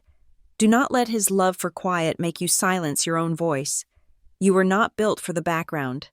My girl, you were built to run the whole show. Your strength is my legacy. Use it. I love you, Mom. I have to sit down. The air leaves my lungs in a single, painful rush. For 16 years, my mother has been a fading memory, a scent of time, a ghost. Valerie had almost succeeded in turning her into nothing more than a victim, a sad, passive woman who had simply disappeared. This note was not from a victim. This was from a general. This was a direct order. You were built to run the whole show.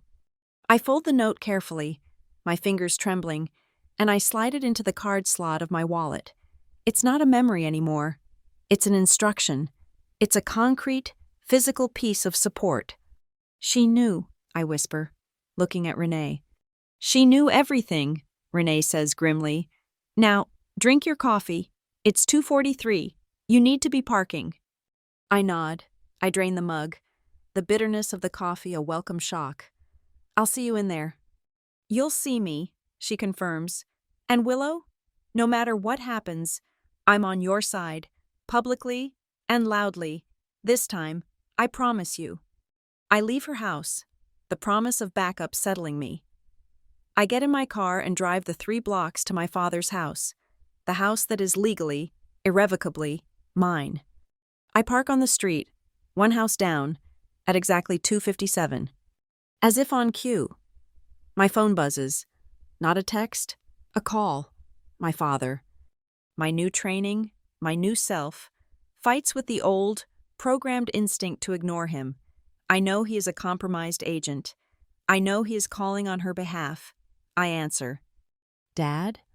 Willow Bean. His voice is a high-pitched, reedy mess of anxiety. He sounds like he's out of breath. You're close? Are you here? I'm parking now. Dad, I'll be there at 3. Oh, good, he says, the words tumbling out. Listen, Willow, I just wanted to, I need you to please, just be nice today. Be nice to Valerie. I grip the steering wheel. The leather squeaks. Dad.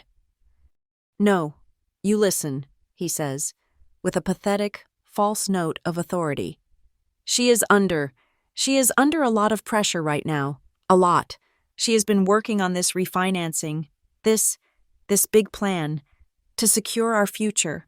Hers and mine, and Dylan's. It's a huge burden.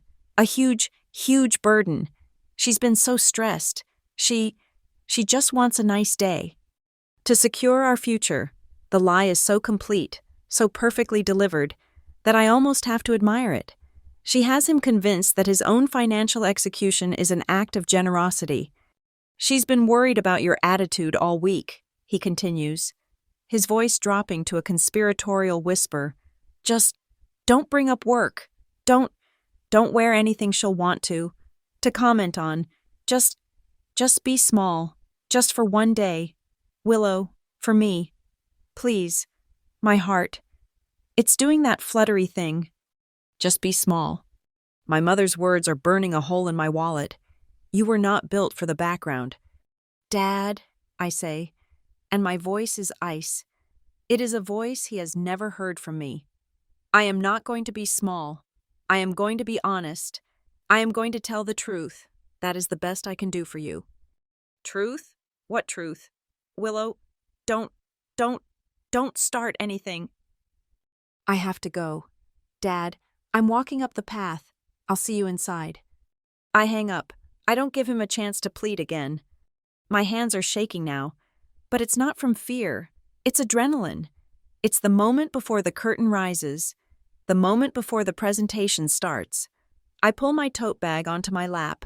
I check the contents, the thick spiral-bound packet, my wallet, my phone. I send 2 quick texts. To Mia, I'm going in. To Dr. Thorne, showtime. My phone pings, almost immediately, with their pre-planned replies. From Mia, you are not that scared kid anymore. You are the strongest person in that room. Go lift the heavy thing. From Dr. Thorne, you are a data analyst presenting facts. You are not responsible for their emotional reaction. You have the right to leave at any time. I take one last, deep breath, the air cold and sharp in my lungs. I get out of the car. The house looks exactly the same. It's a perfect, frozen-in-time image of suburban success. The immaculate wreath, the glossy black door, the faint, warm light from the dining room, where the table, I know, is set with Valerie's perfect china and my mother's polished silver. But my new eyes, my analyst eyes, see the cracks. My gaze sweeps past the front door to the patio, on the side of the house. It's new, a massive, high-end, woven wicker sectional, with a matching gas fire pit. It's the kind of set I'd see in the catalogs that come to my Chicago apartment, the ones I immediately throw away. It's a $10,000 setup, at least. Where did she get the money for that? The answer is sickeningly simple. She got it from the investment account. She got it from the equity she was trying to steal. She bought it with my mother's money. I stand on the sidewalk, and the past and present seem to collide and superimpose. I am 12 years old, my key in my hand, terrified to go inside after school, knowing she'll be in a bad mood. I am 16, my heart broken, watching her throw my mother's sofa to the curb. I am 25, being belittled for my lipstick. I am 32, my hand in my pocket, my fingers touching the cold steel of a USB drive that holds all my evidence. All these willows, all these layers of me, all standing on this one sidewalk. I walk up the path, my boots, the ones Mia approved, feel solid on the brick. I reach the door. I have my old key in my pocket, but I don't use it. I take the spiral-bound, legally binding truth packet out of my tote. My fingers graze the sharp plastic edge of the forgery tab. I remind myself, one last time, I'm not here to beg. I'm not here to ask. I'm here to inform. I press the doorbell. I hear it chime. Deep inside the house, I hear the sound of voices, the high-pitched, excited chatter of a family gathering. I can hear Dylan's braying laugh, already bragging about some cash deal he'd just closed. I hear my father's nervous cough, and I hear, above it all, Valerie's sharp, clear voice, giving an order about the wine. The clatter of plates, the chime of a glass, the low hum of a lie. It's the perfect, normal, happy soundtrack for the completely abnormal and horrifyingly imperfect scene that is about to begin. The lock clicks. The door is about to open. I stood on the brick step. The legal packet was heavy in my left hand, held inside the tote bag. My right hand was balled into a fist at my side. I pressed the doorbell. The chime, a familiar, 2-note ding-dong, echoed inside. It was a sound I had not made in over a decade. I had always used my key.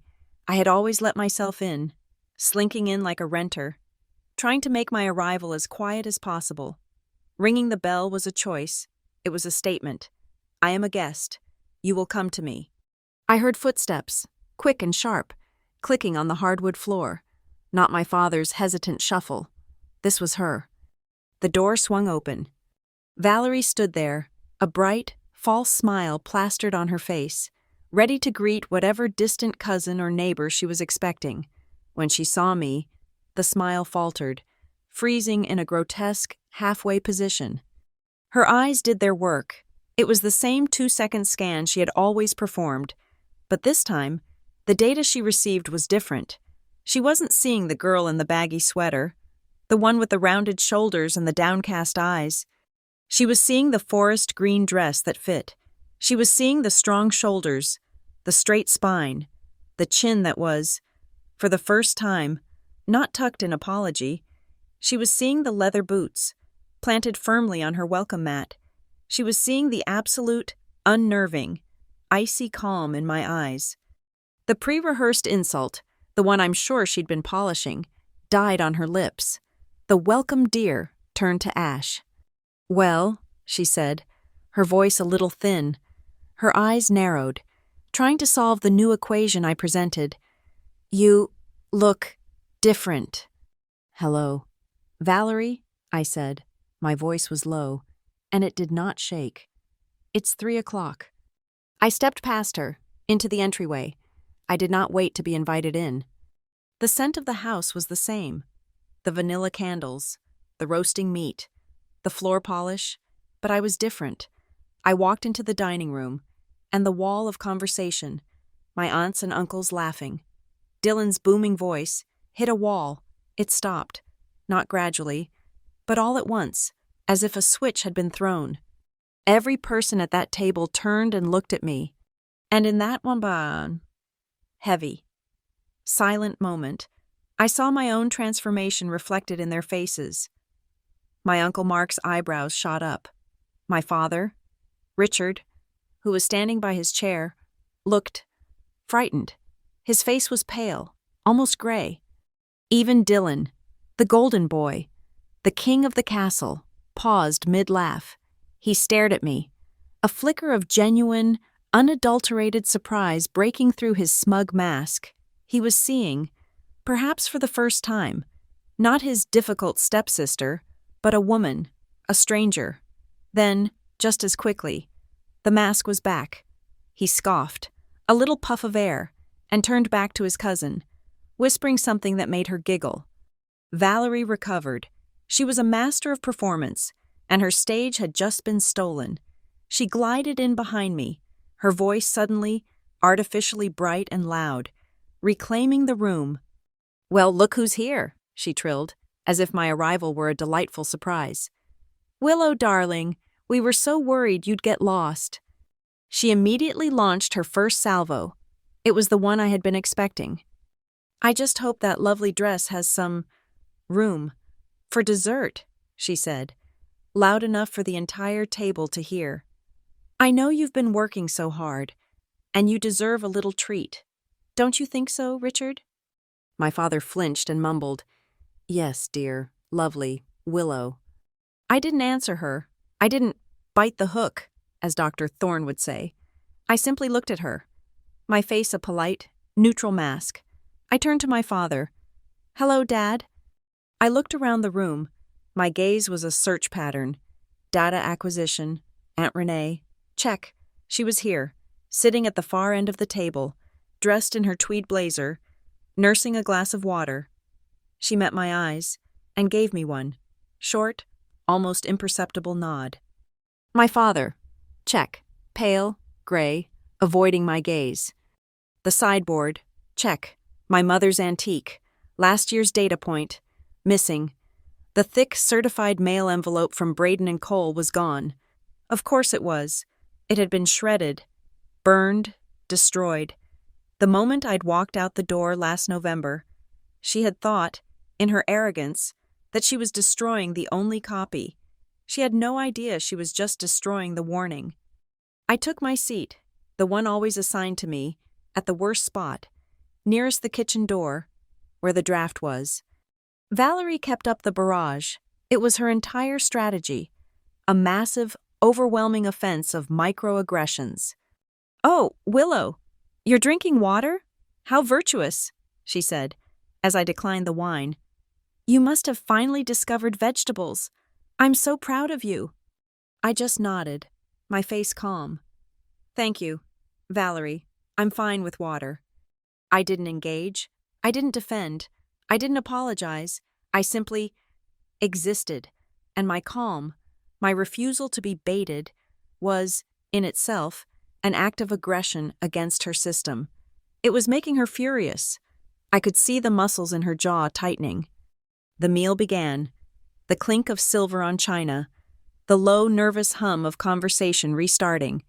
Valerie, at the head of the table, was holding court. She was on her second glass of wine, her face flushed with her own performance. Finally, as my father sawed away at the turkey, Valerie stood. She raised her glass. She said, her voice trembling with false emotion, "want to make a toast." The room went quiet. "I want to toast to family," she said, her eyes sweeping the room, landing on me for just a fraction of a second too long. "I want to toast to loyalty, to knowing who you are, and knowing your place." The words hung in the air, thick and poisoned. "This family, this house," she continued, "is built on sacrifice. Some people just show up to eat. They take up space. They take up air. They take the food from the table, and they give nothing back.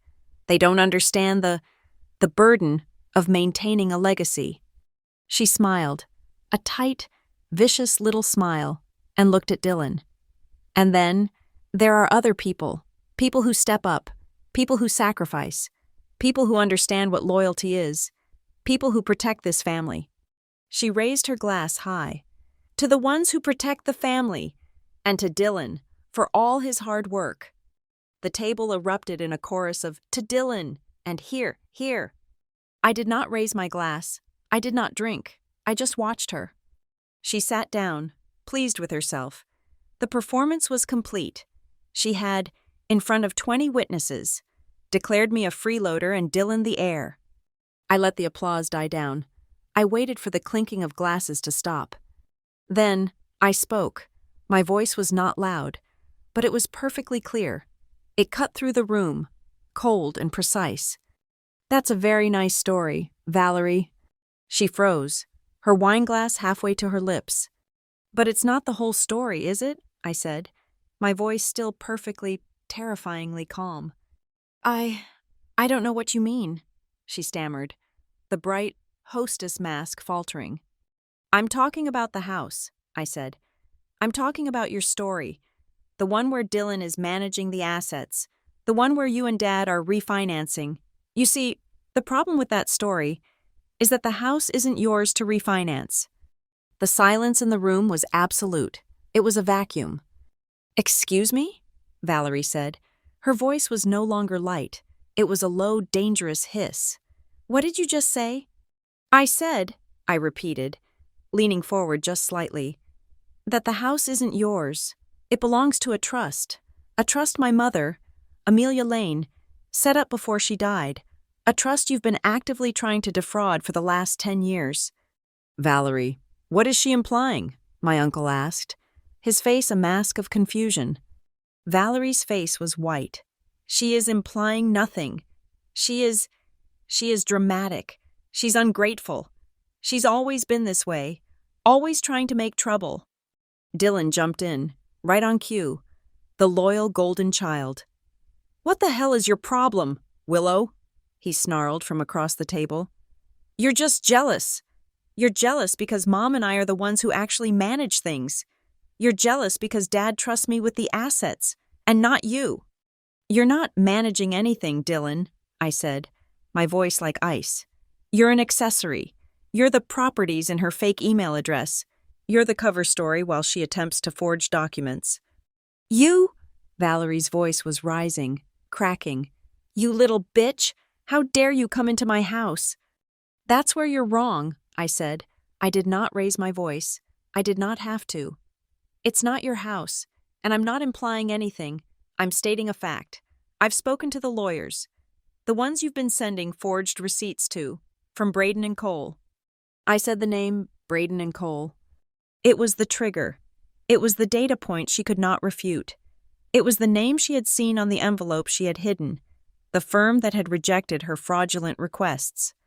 She broke. It was not a gradual thing. It was a complete, structural failure.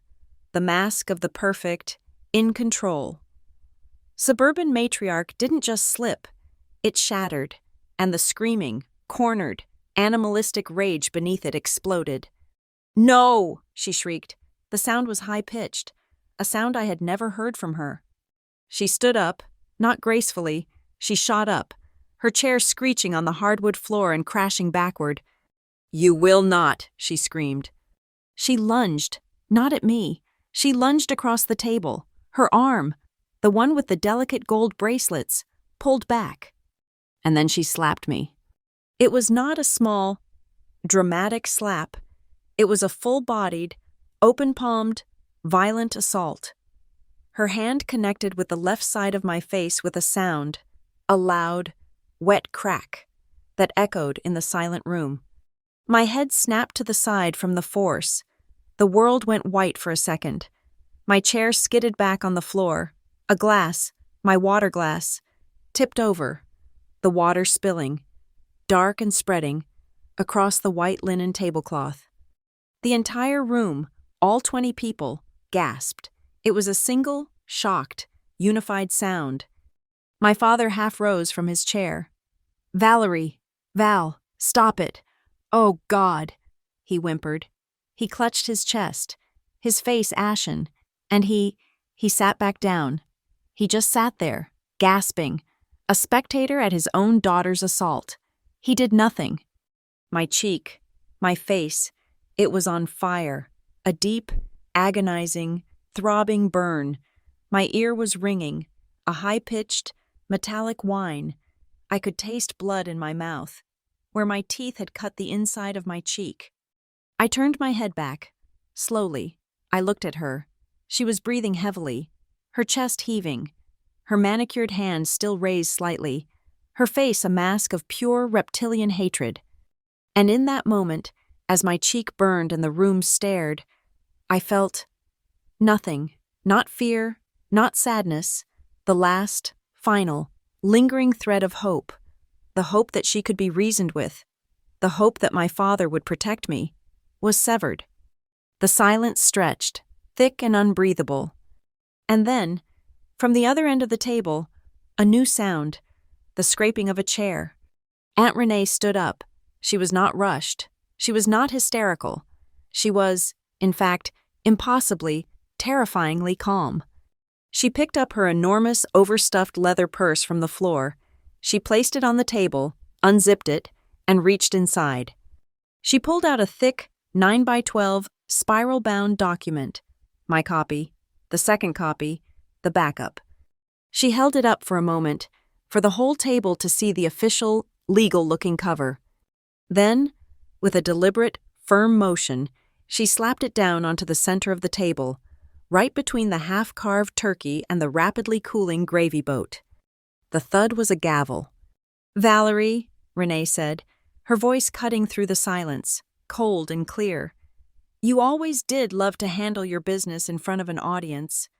She placed her hand flat on the document, and she slid it, scraping it across the table, past the spilled water, past the mashed potatoes, until it came to a stop, perfectly, brutally, right in front of Valerie's plate. "So handle this." The packet sat on the white linen, a dark, spiral-bound rectangle of judgment. It rested between the silver gravy boat, its contents now cold, and a dish of uneaten cranberry sauce. It was a bomb, and Aunt Renee had just pulled the pin. My cheek was a roaring fire. I could feel the individual print of her fingers, the sting deepening into a profound, throbbing ache, but I didn't touch it. I didn't flinch. I let the pain anchor me. All the air had been sucked out of the room, leaving only the sound of my father's thin, panicked, wheezing breaths. Valerie was the first to move. She had to be. Her entire world was built on controlling the narrative, and the narrative had just been hijacked. She let out a laugh. It was not a sound of humor. It was a high, thin, tearing sound, like metal ripping. "Oh, Renee," she tittered, her voice cracking, her eyes wild. "You are just ludicrous." She was trying to paint this as a joke, a moment of senile eccentricity from her sister-in-law. "What is this? Your book club notes? Your grocery list?" With a manicured hand, the same one that had just struck me, she shoved the packet. She used the back of her fingers, her hands stiff, as if the document itself were something filthy, something diseased. She tried to knock it toward the edge of the table, to dismiss it into obscurity. The packet slid a few inches on the slick, water-stained linen and stopped. I spoke, my voice was low, and it resonated strangely in my own skull, thick from the impact of the slap. "Open it, Valerie." She froze, her hands still hovering. "Go on," I said. "Open it, or if you'd prefer, I will stand up right now and I will explain, page by page, to every single person in this room, exactly what you have been trying to do for the last 10 years. The room was a jury, my aunts, my uncles, my cousins. They were all watching. She had lost control of her audience. With a snarl of pure animal fury, she snatched the packet off the table. Her hands were shaking so violently she fumbled with the cover, ripping it open to the first page. She was still trying to maintain the performance, her face contorting, ready to scoff at whatever was inside, to declare it all a lie. But she saw the letterhead. Braden and Cole, LLP, attorneys at law. Her eyes, wide and panicked, flew to the title of the document, typed in bold, 20-point font. Trust enforcement notice. All the blood, all the high color, the righteous rage, it just drained out of her face. She went a color I had never seen a living person be, a gray, waxy, chalk white. This is trash," she whispered, her voice a dry rasp. "It's garbage." Dylan, her golden boy, her prince, saw the panic in his mother's face. He knew, in that instant, he knew this was real. "What is that?" he snapped, his voice sharp, moving fast. "Give me that. She's crazy. It's probably fake." He stood up, lunging across the table, his arm knocking over a wine glass. He was trying to grab the papers, to destroy the evidence, to save the kingdom. But I was faster. I was already standing. The fire in my cheek was a fuel.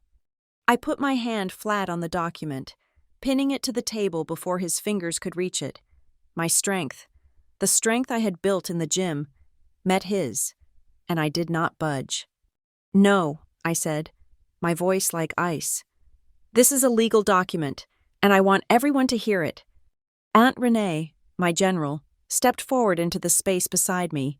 She didn't shout. She didn't have to. She just began to read. Her voice the only sound in the dead silent room, clear and steady, like a judge reading a verdict. Tab B, Forensic Graphologist's Report, dated October 30th of this year. Conclusion. The signature provided on the waiver of beneficiary rights, dated 4 years ago, is determined to be a clear and unsophisticated forgery. Valerie let out a sound, a high-pitched "ee", as if she'd been stabbed. Renee kept going, her voice merciless. Tab D, filed injunction, halting any and all attempts to refinance, sell, or borrow against the property located at 1212 Larchmont Drive. All such attempts previously made are hereby noted as fraudulent. "My God," my Uncle Mark whispered. He was the one who always laughed loudest at her jokes. "Forgery?" A cousin on the other side of the table, one I barely knew, breathed. Is that criminal? Like jail?" The spell was broken. The word had been spoken. For the first time, Someone in that room was calling Valerie's actions exactly what they were. Valerie found her voice. It was a scream. It was the only weapon she had left. "No, you are lying. This is a trick." She rounded on me, her finger pointing, her whole body shaking, the performer in her death throes.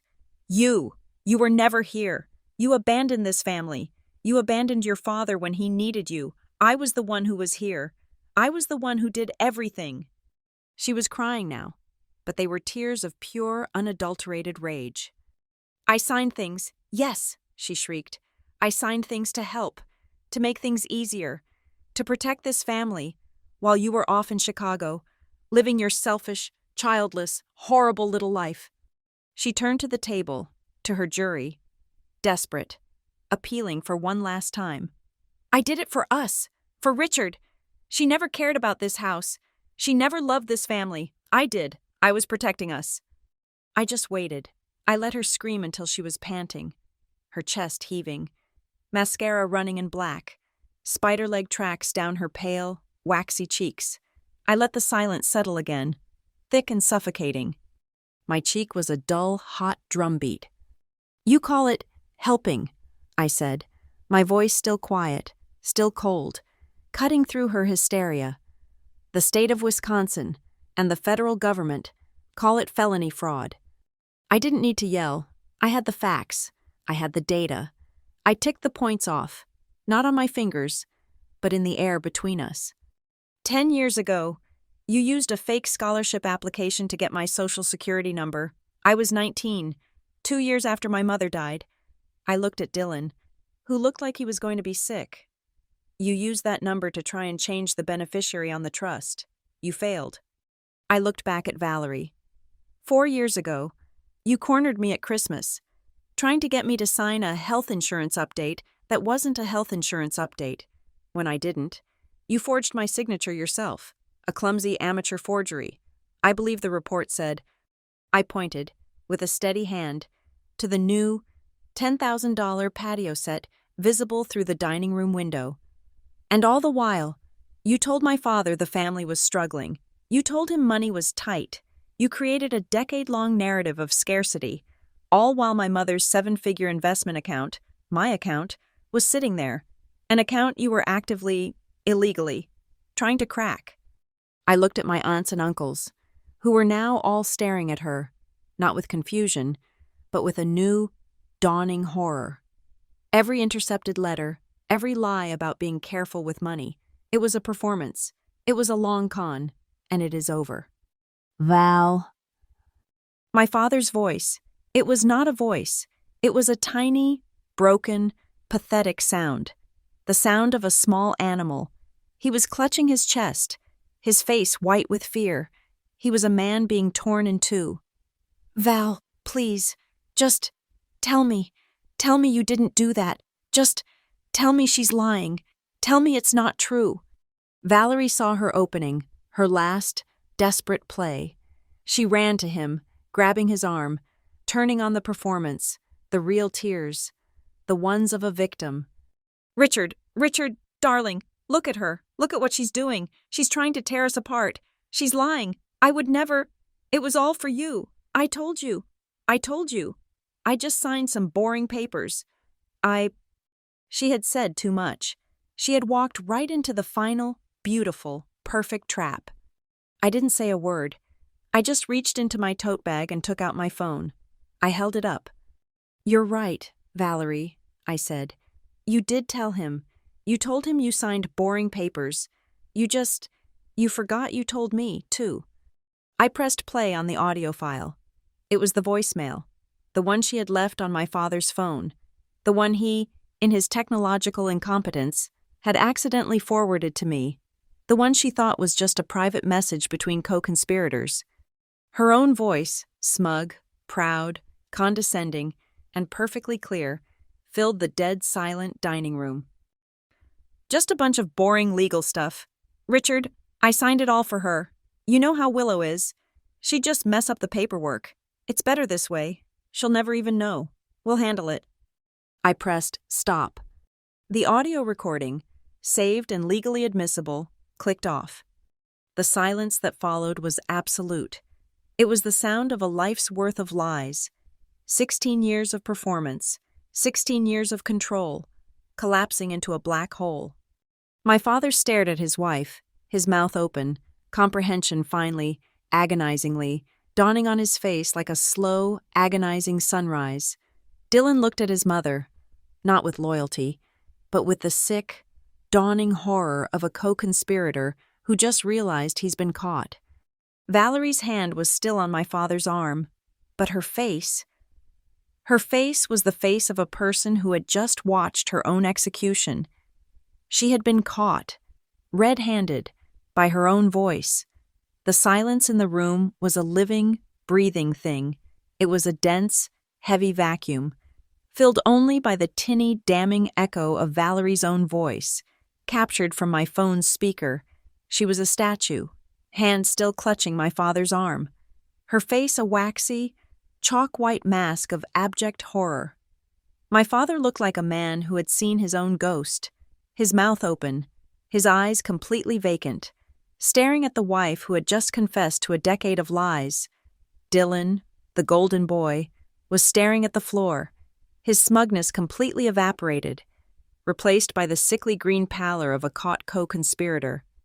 The jury, my aunts and uncles, were completely still. Their gazes, which had been confused and nervous, now shifted from Valerie's ruined face to me, standing there, my cheek a constellation of her fingerprints. Their loyalty, which had been hers by default for 16 years, was now untethered, floating, waiting. Into this absolute pressurized silence, a new sound. A sharp, piercing, two-note chime. Ding-dong. Everyone jumped. Valerie let out a high, strangled gasp. My father flinched, his hand flying to his chest. Aunt Renee, my rock, my general, looked at me. I gave her the slightest, almost invisible nod. This was the final piece, the 1 o'clock standby, arriving precisely on cue. "I'll get that," Renee said, her voice impossibly normal, as if she were just checking on the pie. She placed her napkin on the table and walked out of the dining room. We heard her voice in the hall, a low murmur of, "Yes, thank you for coming. We're in here." Then, 2 sets of footsteps returned. Not 1, 2. Aunt Renee re-entered the room. Following right behind her was a man I had never seen, but I knew exactly who he was. He was tall, thin, in his late 20s, and wearing a perfectly tailored dark gray suit that screamed billable hours. He looked completely, utterly out of place. A stark, corporate hawk dropped into a messy, suburban cage fight. He was carrying a sleek, dark briefcase, and tucked under his arm was a large, spiral-bound packet, identical to the one Renee had put on the table. He scanned the room with the sharp, analytical gaze of a litigator. His eyes took in the entire scene in 1 second. The spilled water, my father's ashen face, Valerie's tear-streaked, hysterical mask, and finally, the bright, swelling, purple-red mark on my cheek. His gaze lingered on my face for a fraction of a second, and his professional, neutral expression hardened, just slightly, at the edges. "Mr. Collins," I said, my voice low. "Thank you for coming." "Ms. Robertson," he nodded. "All business." He stepped fully into the room and turned to the stunned, silent table. "Good afternoon," he said. His voice was not loud, but it was deep, calm, and resonated with an authority that no one in this family possessed. "My name is Aaron Collins. I am an associate with Braden and Cole, LLP. I am here today as legal counsel, representing the interests of the Amelia Lane Irrevocable Trust. The arrival of this outside, official presence, the very name of the law firm spoken aloud by a stranger in a suit, was the final, unacceptable violation. It broke Valerie's paralysis. "No!" she shrieked. It was a sound from the depths of her soul. She lunged away from my father, her last prop. "No! Get out! Get him out! This is a private dinner. This is a family holiday. This is my home." She whirled, her finger, shaking with rage, pointing directly at me. "You," she screamed, the sound vibrating with betrayal. "You did this. You brought a lawyer? You brought a stranger? To Thanksgiving? To play dirty? You are evil. You are trying to ruin us. You are trying to steal this house from your own father." She was sobbing, gesticulating wildly, the great performer, the master manipulator, playing her last, desperate, victim card to the room. "Richard, look! She's trying to throw us out. After everything I did. After I raised her. After I... Collins did not flinch. He did not raise his voice. He simply spoke. His voice a cold, sharp scalpel that cut right through her hysterical performance. "Ma'am, I strongly suggest you stop speaking." "I will not," she shrieked. "Get out of my—" "You are currently, and very loudly," Collins interrupted, his voice like ice, "discussing matters related to an active legal dispute. My firm has already gathered significant, actionable evidence pertaining to federal mail fraud, forgery, and attempted wire fraud. I would, therefore, strongly advise you to stop creating new evidence with your admissions. Everything you say can and will be documented." The words, they hit the room like bricks. Mail fraud, forgery, wire fraud. These were not family words. These were not Thanksgiving words. These were federal prison words. Valerie's mouth, which had been open in a scream, snapped shut. The sound was audible. "Thank you," Collins said, as if she had just politely agreed with him. He placed his briefcase on my mother's sideboard and opened it. "Let me be perfectly clear for everyone in this room," he said, his gaze sweeping the jury. "My client, Ms.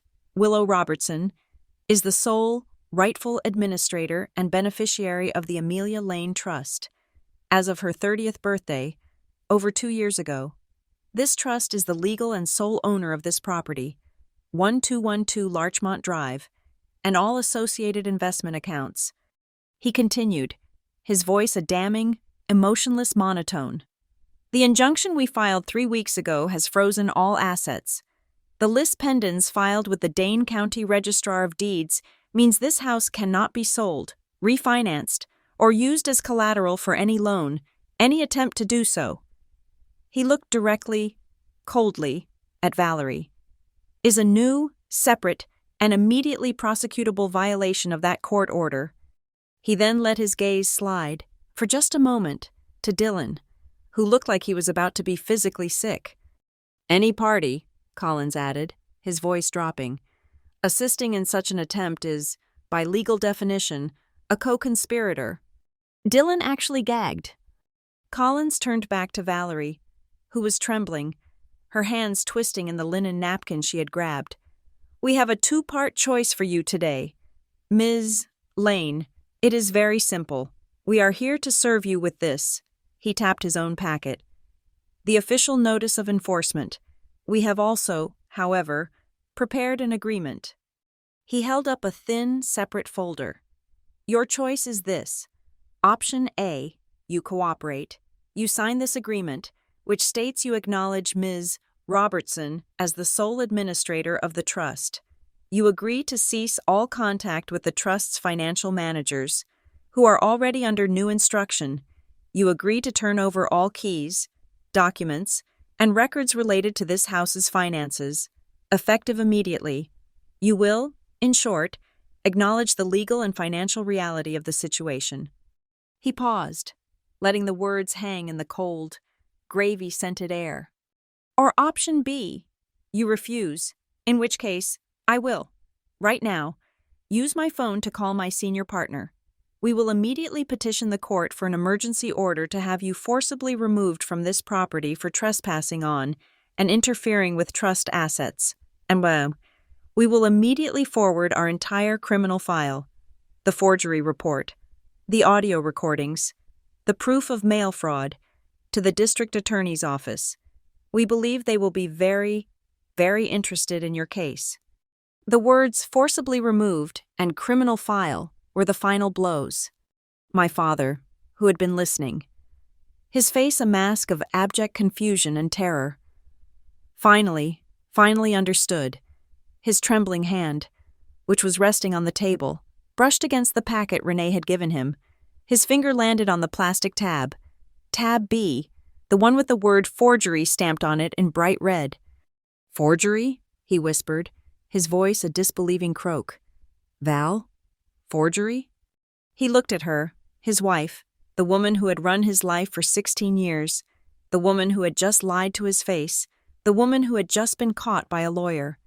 And in that one single, horrific moment, the full, crushing weight of the con, the lies, the danger he was in, the danger his daughter had been in, it all landed on him.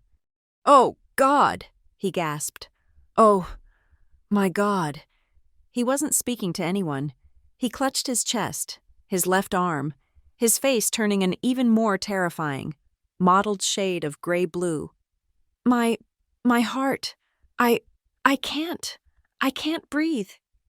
He slumped forward, his head hitting the table with a dull, heavy, sickening thud, scattering wine glasses and rattling my mother's china. "Dad!" I screamed. The room, which had been frozen, exploded. "Richard!" Aunt Renee yelled. My Uncle Mark, who I remembered was a former EMT, leaped over a chair. Richard, talk to me. Is it his pills? Someone call 911, now."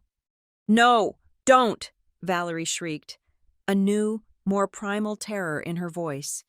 The last thing she wanted, in a house now filled with evidence of her crimes, was police and paramedics. "He's fine," she cried, trying to pull her own victim play out of the fire, her mind scrambling. He's just stressed. Look what you've done," she wailed, rounding on me, the tears real this time, tears of pure, cornered animal panic. "You've killed him. You came in here, on Thanksgiving. You ungrateful, horrible. You've killed your own father. I was just trying to do what was best. I was just trying to keep the house." But the performance was dead. No one was listening. My uncle was loosening my father's collar. Aunt Renee was on the phone with the dispatcher, her voice sharp and clear, ignoring Valerie's pleas. I just stood there, watching my stepmother, my cheek a solid wall of fire, the sound of her slap still echoing in my ringing ears. I stepped forward.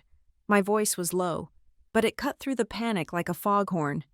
"He is not fine," I said, "and this is not because I was mean to you." All eyes, even my uncle's, snapped to me. "This," I said, my voice low and shaking, not with fear, but with 16 years of repressed, scalding rage, "is the direct result of years of you stealing, years of you manipulating, years of you isolating him and convincing him that his actual cardiac symptoms were just stress or my fault." I looked at Collins, who was watching the scene, his face a mask of professional, detached concern. "Mr. Collins?" I said. "My decision." He nodded, understanding. I turned back to Valerie, who was huddled by my father's chair, a pathetic, weeping mess. "The paramedics are coming for my father, but you are going to make a choice, right now." She sobbed. I don't. "I am offering you my father's mercy, not my own," I said, my voice ice. "I am offering you option A. The district attorney does not need to be called today. I will not pursue criminal charges today." A flicker of desperate, pleading hope in her eyes. "On one condition," I said.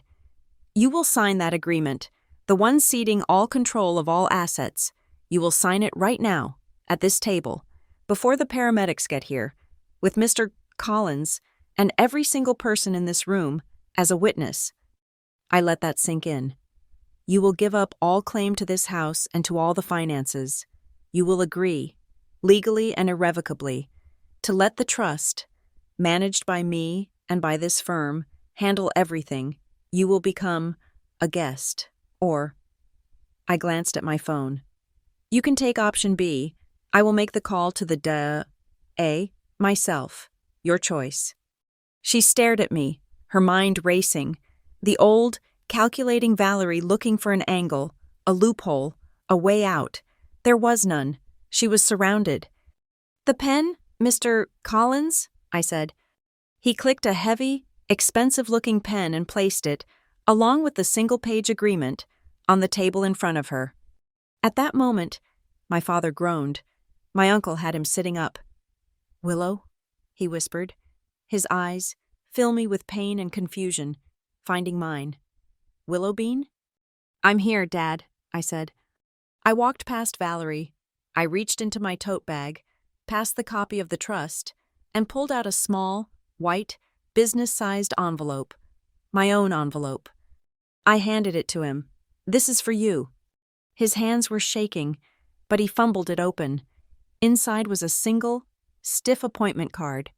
Madison Heart Clinic, Dr. A. Patel, Tuesday, 9 a.m. He looked at me, confused. "He's the best cardiologist in the state. Dad," I said, my voice finally softening. "Just for him. I booked it 3 weeks ago. It's already been paid for." I had tucked a small note in with the card. He fumbled with it, his vision swimming, and read the words I had written, "Paid in full by Willow Robertson. This is not from the household account. This is not Valerie's business." My father looked at the appointment card. He looked at Valerie, who was staring at the legal paper that would sign away her entire fraudulent empire. And he looked at me, the daughter he had abandoned, the daughter he had called difficult, the daughter who had just, in the middle of this war, tried to save his life. The tears that came now were real, not tears of pain or fear, but understanding. "Willow," he whispered, his voice thick and broken. Can I come and stay with you? In Chicago? Just for a little while? Just to think?" That was the final blow. It wasn't the police. It wasn't the lawyer. It was that question. Valerie's head snapped up. She looked at her husband, the man she had controlled, isolated, and poisoned for 16 years. And she heard him asking me, his scapegoat, his ungrateful daughter, for sanctuary. She heard him asking to leave her. She made a sound, a low, guttural, animal noise of absolute, total defeat. She grabbed the pen from the table. "Where?" she hissed at Collins, her voice a dead, hollowed-out thing. "Where do I sign?" The end was not a shout. It was a signature. While we waited for the paramedics, who arrived with a calm, efficient, and deeply disruptive blast of light and oxygen, Valerie signed, Mr. Collins supervised, his face impassive, as he initialed the page, a witness. Aunt Renee signed, her hand firm. My Uncle Mark, his face a mask of grim disgust, signed as a witness. The rest of the family, the jury, just watched. They were silent. They were rearranging their entire world, their loyalties, their understanding of the last 16 years. They were looking at me, my cheek now a deep, angry, spectacular purple, and they were not looking at me like I was difficult. They were looking at me with something new, respect, and maybe a little bit of fear. The paramedics took my father. He was stable, just a severe panic attack, they said, but they were taking him to be monitored. I told them to take him to Madison General, where Dr. Patel had privileges. I stood up.